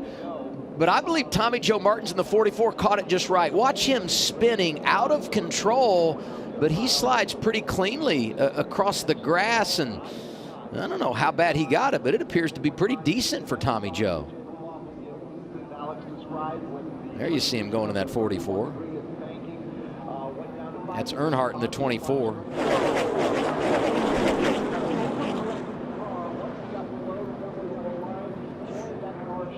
And we knew it was going to happen. Yeah. Late stages of the race. Cautions breed cautions. Those drivers coming down pit road doing a really good job of starting to manage their speed early, keep it safe on pit road for everybody out there. Great work once again by the AMR safety team, who arrives on the scene, take care of all the drivers. All the window nets did go down, and These guys will have to take the mandatory ride to the Advent Health Infield Care Center. So they're fortunate they didn't have to, well, they're cutting the bumper bar off there. If they can get that tail reattached securely, this day's not over. He may not be in a position to go out there and win, but he can at least go out there and get some valuable points. As we start to continue to eliminate drivers from the top, you can get yourself back up into the top 10 and get a good points day. And he's already had a pretty good points day because he won stage 1 and stage 2. Salvaged something out of what could be a disappointing finish. Yeah.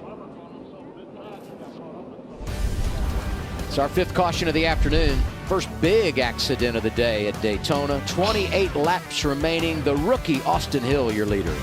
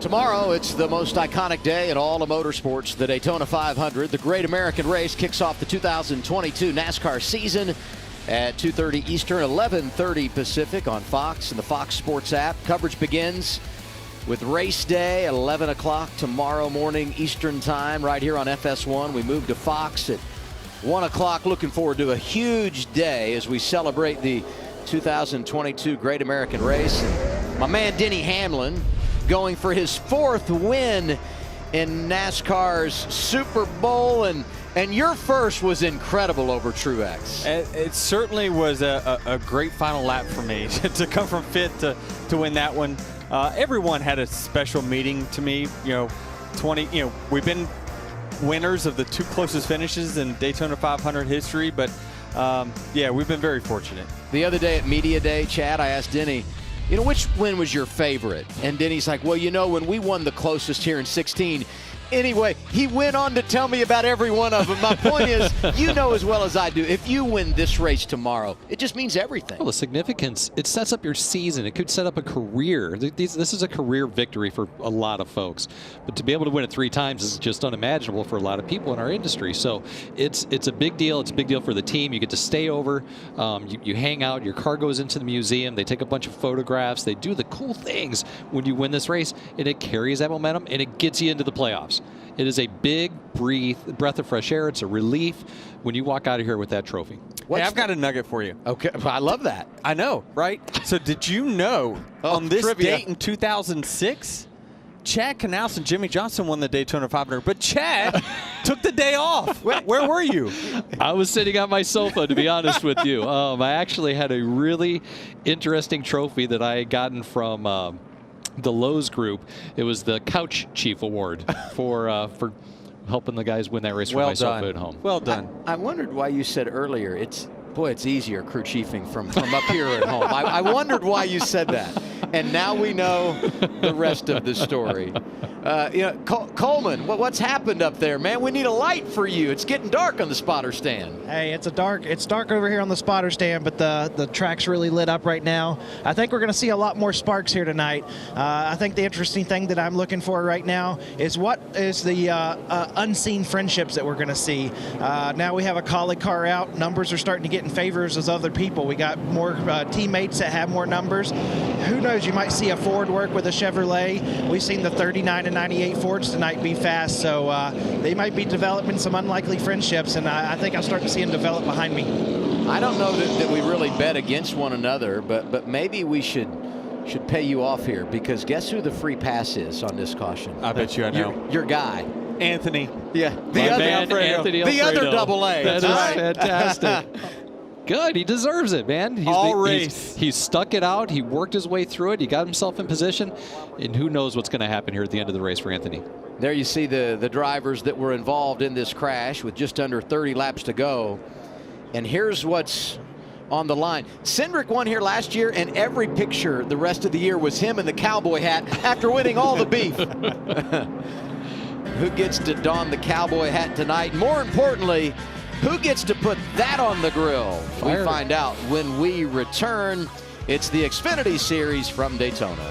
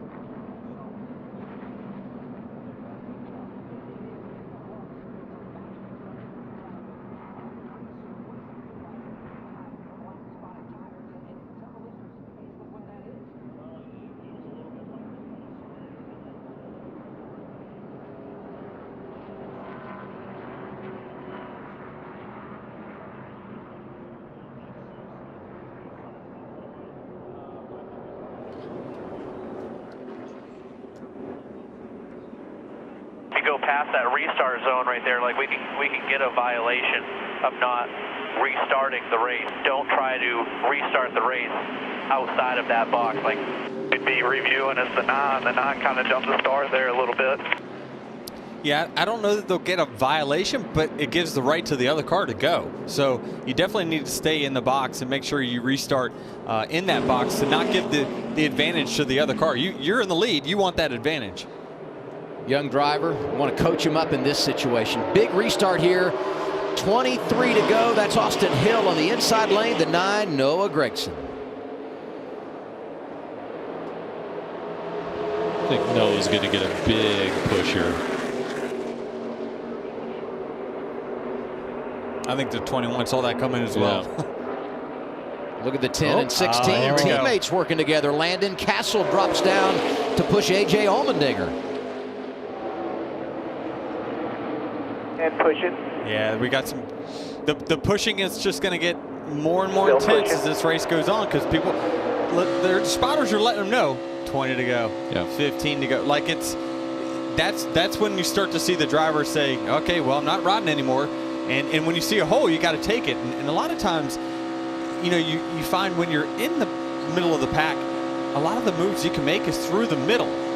The middle has actually got the biggest pocket of air, but you need to have somebody behind you pushing you through that because you can't do it alone, obviously. And a little something to note with all these caution flags, everybody will have enough fuel in their car if they want, so they don't have to come back to pit road if we do go into overtime. So this is really an interesting spot right now. No fuel savings. Everybody's going for it at this point. All the drivers who went to the infield care center have been released, and those drivers that were banged up in that last crash that came down went on the crash clock. They have met minimum speed, so everybody is now all good. And hey, look on that inside lane back behind the two Colleague cars. Nose to tail, teammates at Joe Gibbs Racing, Brandon Jones, Ty Gibbs. They will be a factor here. Could be, I should say. Yeah, Ty, listen, Ty's a student of the game. This is his first super speedway race, so certainly he knows the success that the Colleague cars have had, so he's going to want to follow them because he knows more than likely that they're going to find themselves up front by the end. How about this last time Gibbs won here on the oval? Matt Kenseth, 2013. Last time they won on a super speedway, 2014, Elliott Sadler. It's been a bit. 101 wins Joe Gibbs Racing has had in the Xfinity Series since they last won at Daytona. How about that? I mean, Denny had a nugget on you, and you bring that about Joe Gibbs Racing. You are solid over there. Man, I studied, bro. I mean, I've got to be responsible for at least 5 or 6 of those. Hey, even if you're not, just go ahead and take credit. And you had mentioned earlier, Denny, your next Xfinity race and only Xfinity race for the year is going to be at Darlington again. That's one of your favorite places. It is. Listen, I love racing in the Xfinity Series. It's as competitive as any. And Chad, we've got 3 lines going now, so business is picking up. What's up, Vince? Hey, you guys were talking about Ty Gibbs in that 54. Remember, he had not started a super speedway race before today. So one of the things Chris Gale talked to me about before the race was how important it was for him to run all the laps, or at least run to the end. And he's done a good job of that. He's run up front, gaining some great experience. That's going to pay off for him as he runs for a championship this year. Ironically, he said the same thing to me last year when Gibbs made his career debut on the road course here. Just run all the laps. Comes out and wins the race, trying to do the same here tonight.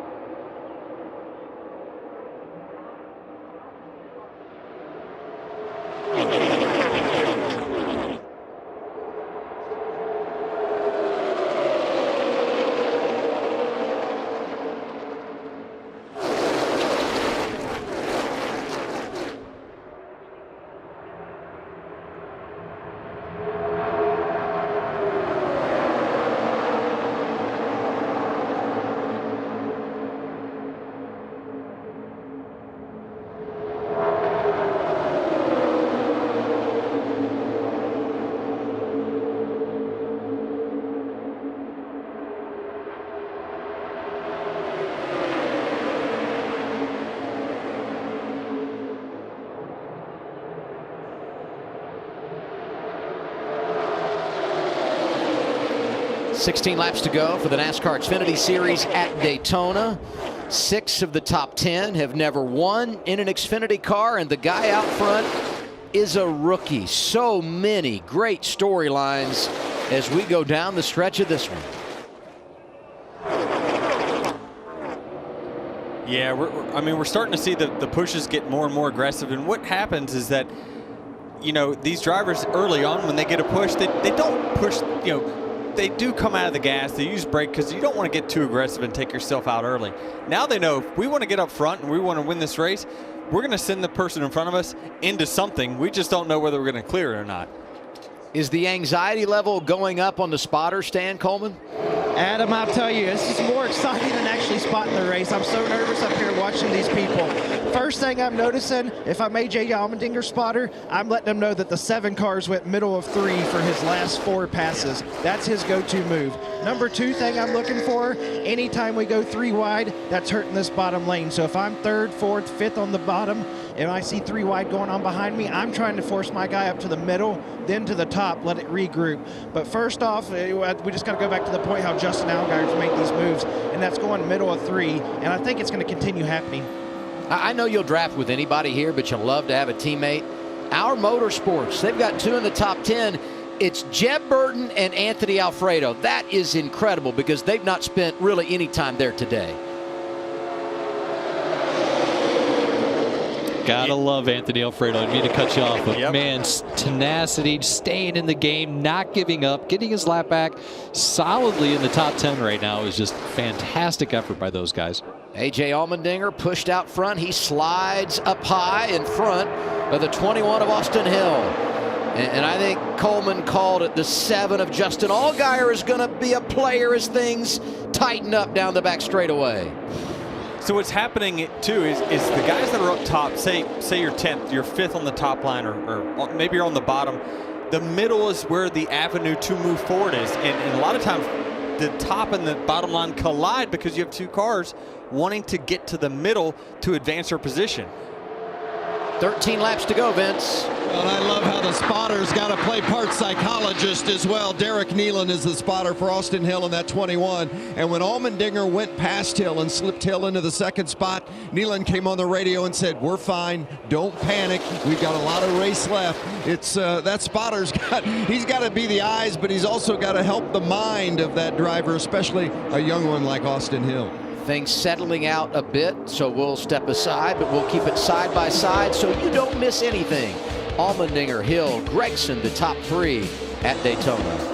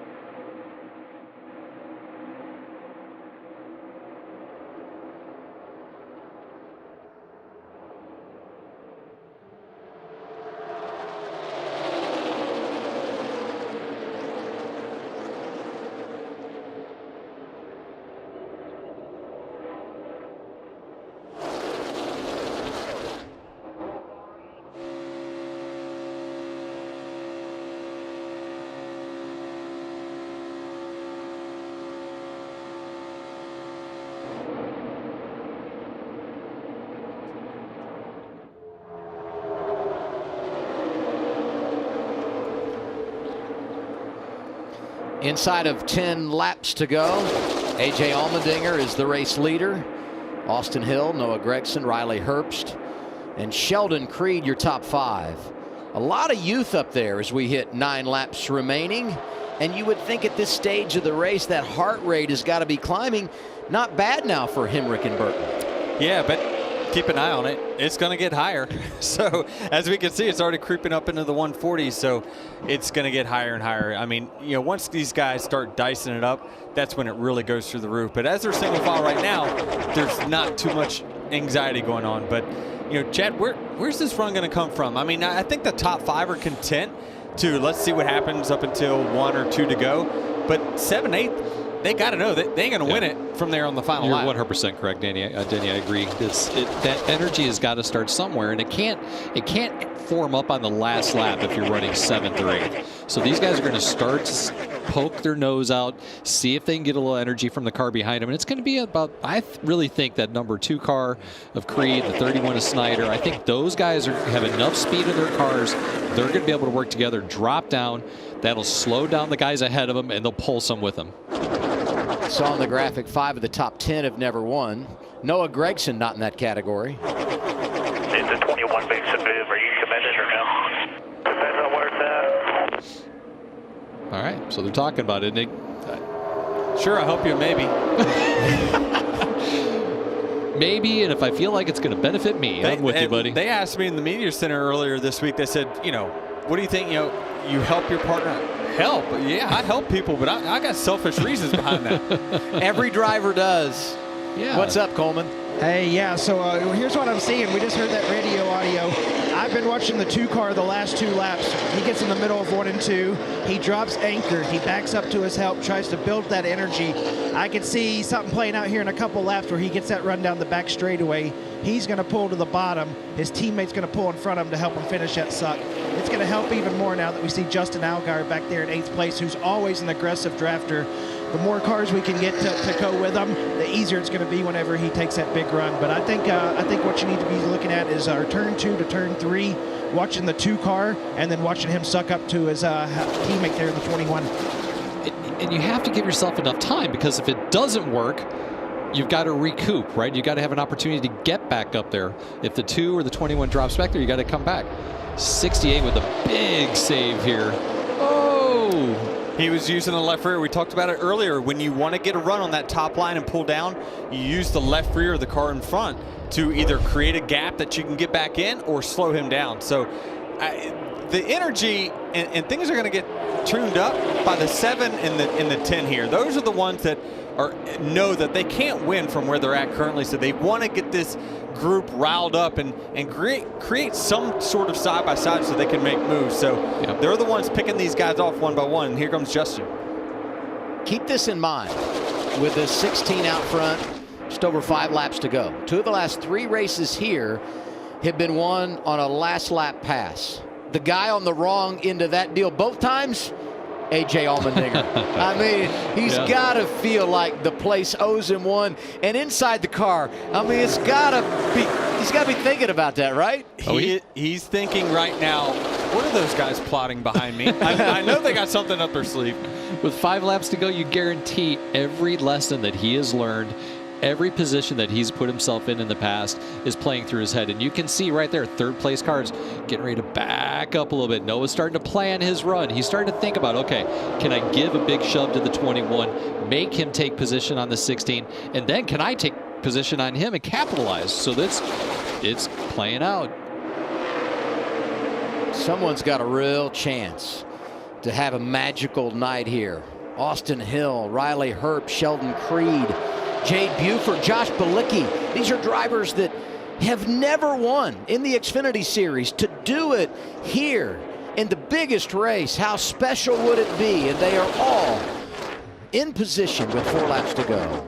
So there's a way AJ can defend this, but he's got to be really, really quick about it. What will happen is that he will knows that the 21 is going to back up to the 9. He has to be really quick to react to that and back up to the 21. What that does is then creates the 9 pushing the 21, and likely when the 16 backs up to the 21, the 9 will make a move. It'll put them side by side.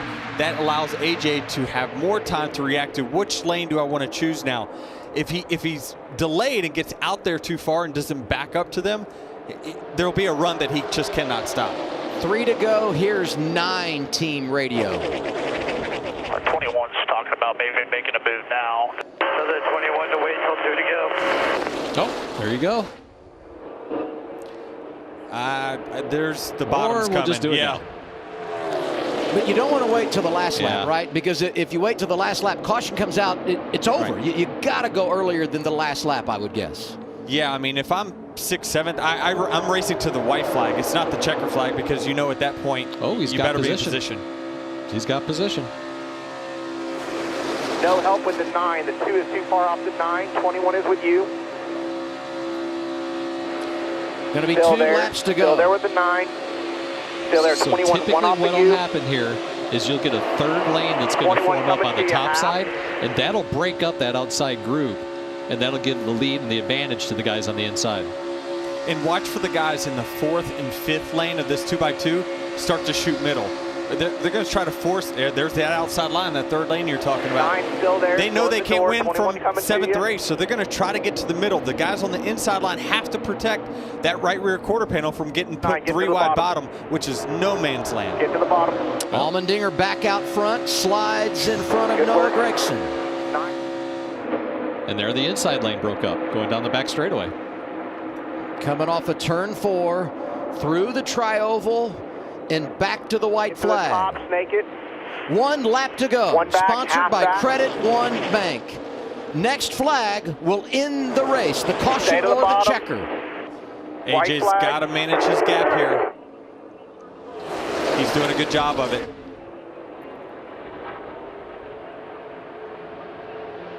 Yeah, he's got to get to the top. The top's going to have the biggest energy here. 21's going to come with a huge shove. They are 2 and 3 wide behind him. Crossover. Here he That's comes. Austin Hill on the 21. Big crash. Up and over. Caution is out. That's Myatt Snyder.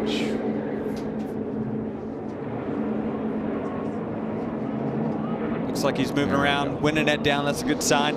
I believe Austin Hill's got this. And the leader, Austin Hill. But keep this in mind. We freeze the field when the caution comes out on the final lap. So NASCAR will have to review to determine who was leading when the caution came out. And we'll do everything we can, all the video we have available, to make sure who was leading. Was it the 21 or 16? And it's great to see Myatt Snyder climbing from that race car. Again, wow. These race cars are so safe. You just gotta give it to NASCAR once again for the safety provisions they just enforce consistently on these race cars. It's nice to see him walk away. We saw it coming. That top lane was going to have a huge run. We knew the 21 was going to get a big run. The top lane typically on the final lap gets that big push, and I think he is the winner. First career victory. First start in his rookie season. It's Austin Hill who gets it done at Daytona, and here's what happened behind him. That's just a bad scenario. Once you get turned around backwards, if he doesn't get hit in the front end, it probably doesn't get airborne, but it's just you got that other car wedging underneath the front to get the lift there. But it's great to see, like Chad talked about, the safety innovations of these cars. You know, to see Myatt just walk right out, that's a great sign. And I would be anxious to see how close it was at the time of caution, because look right here, it looks like the 16's out front. Whew, it had to be really close. Yep. The caution wasn't out at that point when they left our screen, so he was clearly ahead by the time he left the bottom of your monitors on television. But unfortunately, Anthony Alfredo getting into the back of the 31 and creating that issue. Wow. I mean, look at that car. And look at the grass that's flying in front of him. Where's the engine? Oh, wow. The engine's gone. I mean, this kind of like a Michael Waltrip wreck that we saw at Bristol, where it's just, or the Jeffrey Bodine, right? Kyle Larson front straightaway here at Daytona years ago.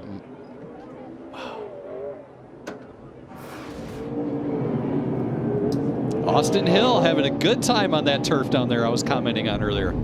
what I'm talking about, boys. That's the way you do it, man. I came to RCR for one thing and one thing only, baby. That's to win races. Let's go. Love it. Love the enthusiasm. Austin Hill is such a deserving driver to have a great team like RCR behind him.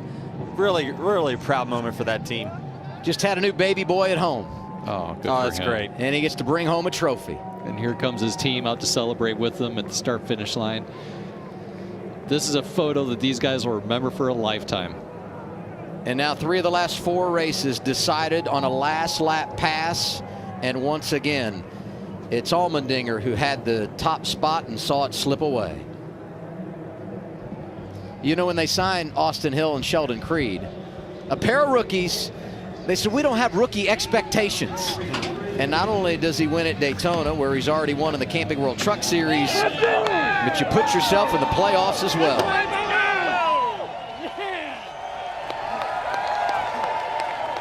That's great. And quite the night for RCR. His teammate Sheldon Creed unofficially was 5th. Attaboy! Thank you. One thing we haven't commented on tonight, in front of a great crowd. Really, really great crowd here in Daytona International Speedway tonight watching this Xfinity race.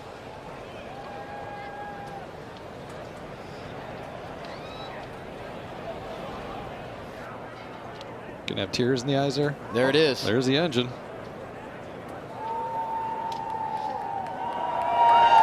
Here's Regan Smith on the front straightaway. Well, Austin Hill moves up from the Truck Series this year. Full-time Xfinity for the first time in your career, Austin. Second start at Daytona. It ends in the best way possible. You're a Daytona winner. Yeah, me and Derek Nealon worked really well all night. My spotter.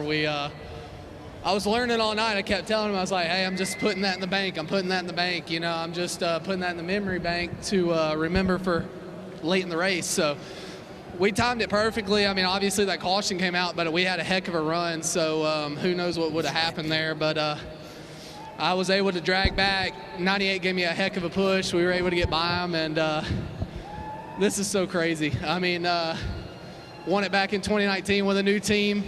Now we're with RCR, first race with them. We were able to get the job done. Our Bennett United Rentals Chevrolet was just as fast as Xfinity Internet. So, man, I'm speechless. Andy Street, Richard Childress, just all these guys back at RCR for believing in me. It's been a fun off season, and now we get to go race for a championship. Austin Hill, your Daytona Xfinity winner. Let's go!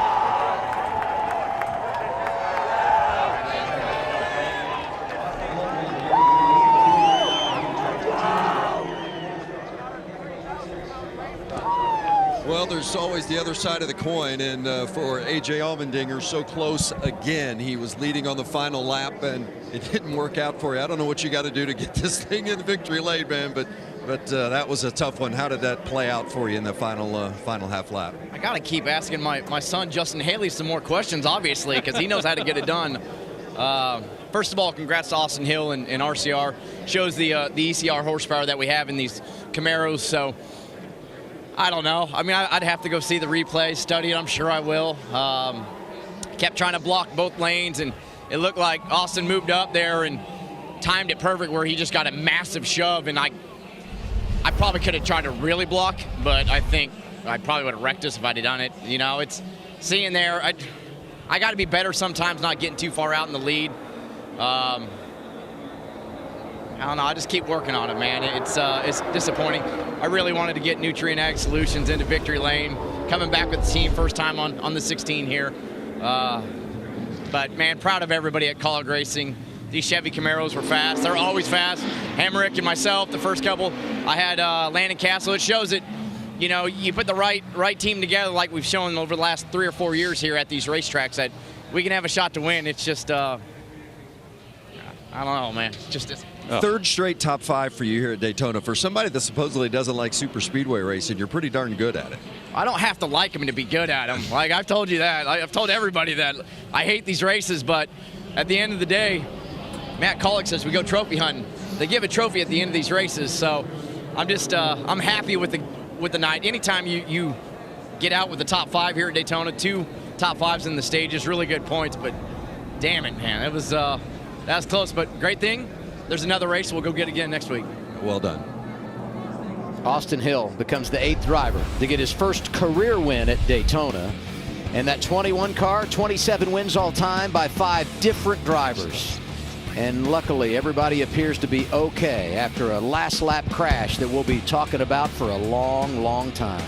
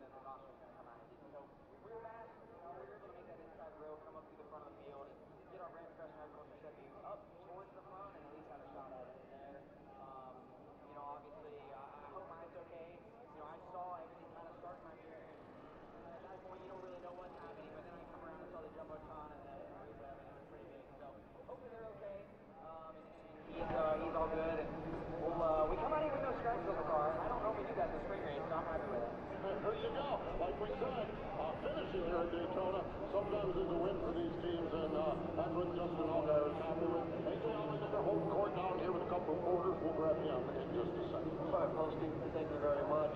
Austin Hill making his way from the start-finish line back to the Morgan victory lane. You'll hear from him coming up shortly. I want to go back to something that Baggy pointed out.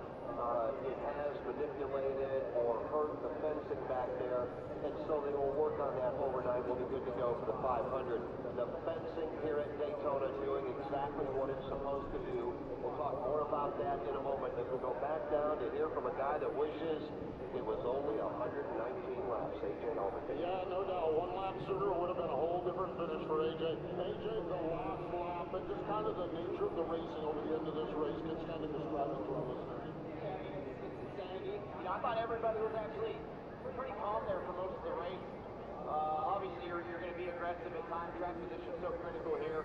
But I thought everybody was fairly calm. It was hectic at times, but I like that we got lined up there. And I was just trying to be patient, and I'm still not great at knowing how far I get out sometimes.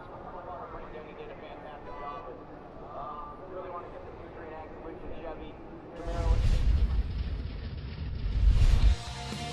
Spectacular last lap crash at Daytona in the Xfinity Series. Myatt Snider up and over into the catch fence. The engine shoots out of the car.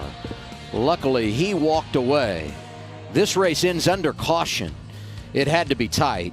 And it's Austin Hill in front of A.J. Allmendinger, who gets his first career victory on a Saturday night at the World Center of Racing. Keep in mind, these results unofficial. NASCAR will continue to go through the review process, but look at some of these names in the top 10. Anthony Alfredo up there and Josh Bilicki. It's great to see them come back and have a nice run.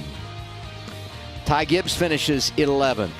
Fellow Toyota Ryan Truex back there in 12th. Jeffrey Earnhardt comes back to get a top 15.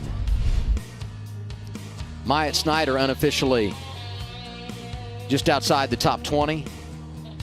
And now we get into those cars that finished 1 or more laps down. It's great to be in victory lane. It's great to be celebrating with Richard Childress at this place. He's eyeing the beef. Oh, yeah, he's ready. Hey, what do you think tonight? I mean, we're so thankful for the way that last lap crash ended and everybody being able to walk away. Beyond that, though, Austin Hill runs an incredible race and wins for the first time at his career. Just another spectacular Xfinity finish, right? We've seen so many close ones over the years. This one was no different. Glad everyone walked out okay from that last wreck. It was crazy. We knew it was coming, Chad. Yeah, we talked about it from the start of the show that we knew at the end of this race there were going to be a lot of cautions and a lot of opportunity for somebody new to take the checkered flag home. But I commented earlier about the safety of the cars. After I was watching that right there, I want to say one more time about the racetracks and the safety that they put into the tracks. The catch fence did a great job. Your man, Michael Jordan, he's got a group of folks back there. That race car up in the fence right there, if that could have gotten outside, that could have been could have been detrimental to a lot of folks. So a lot of safety advancements here at DIS. I'm proud of that. I'm proud to be part of this sport.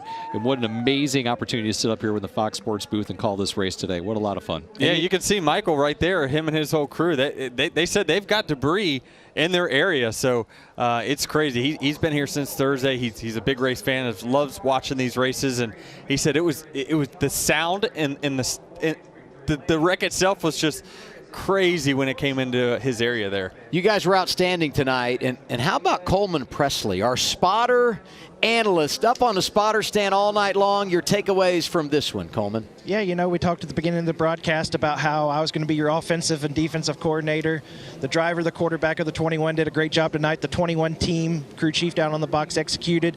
Adam, you were a great cheerleader tonight. Biggest takeaway, they executed it. They planned their run. They backed up enough to get the run, get the lead before the caution come out. So it's a fun race. It's fun to be a part of. Looking forward to the Daytona 500 tomorrow, and hopefully I get to be in victory lane tomorrow. So maybe, Denny, if you could help us out a little bit more, stay a little more loyal with the 22, we'll take it. Hey, and you're resourceful up there. We understand you're using your iPhone as a light. Is that right? I mean, you pulled out all the stops. Great job. Good luck tomorrow in the 500 with Joey Logano. Denny, your thoughts on racing 500 miles there tomorrow as you go for number 4?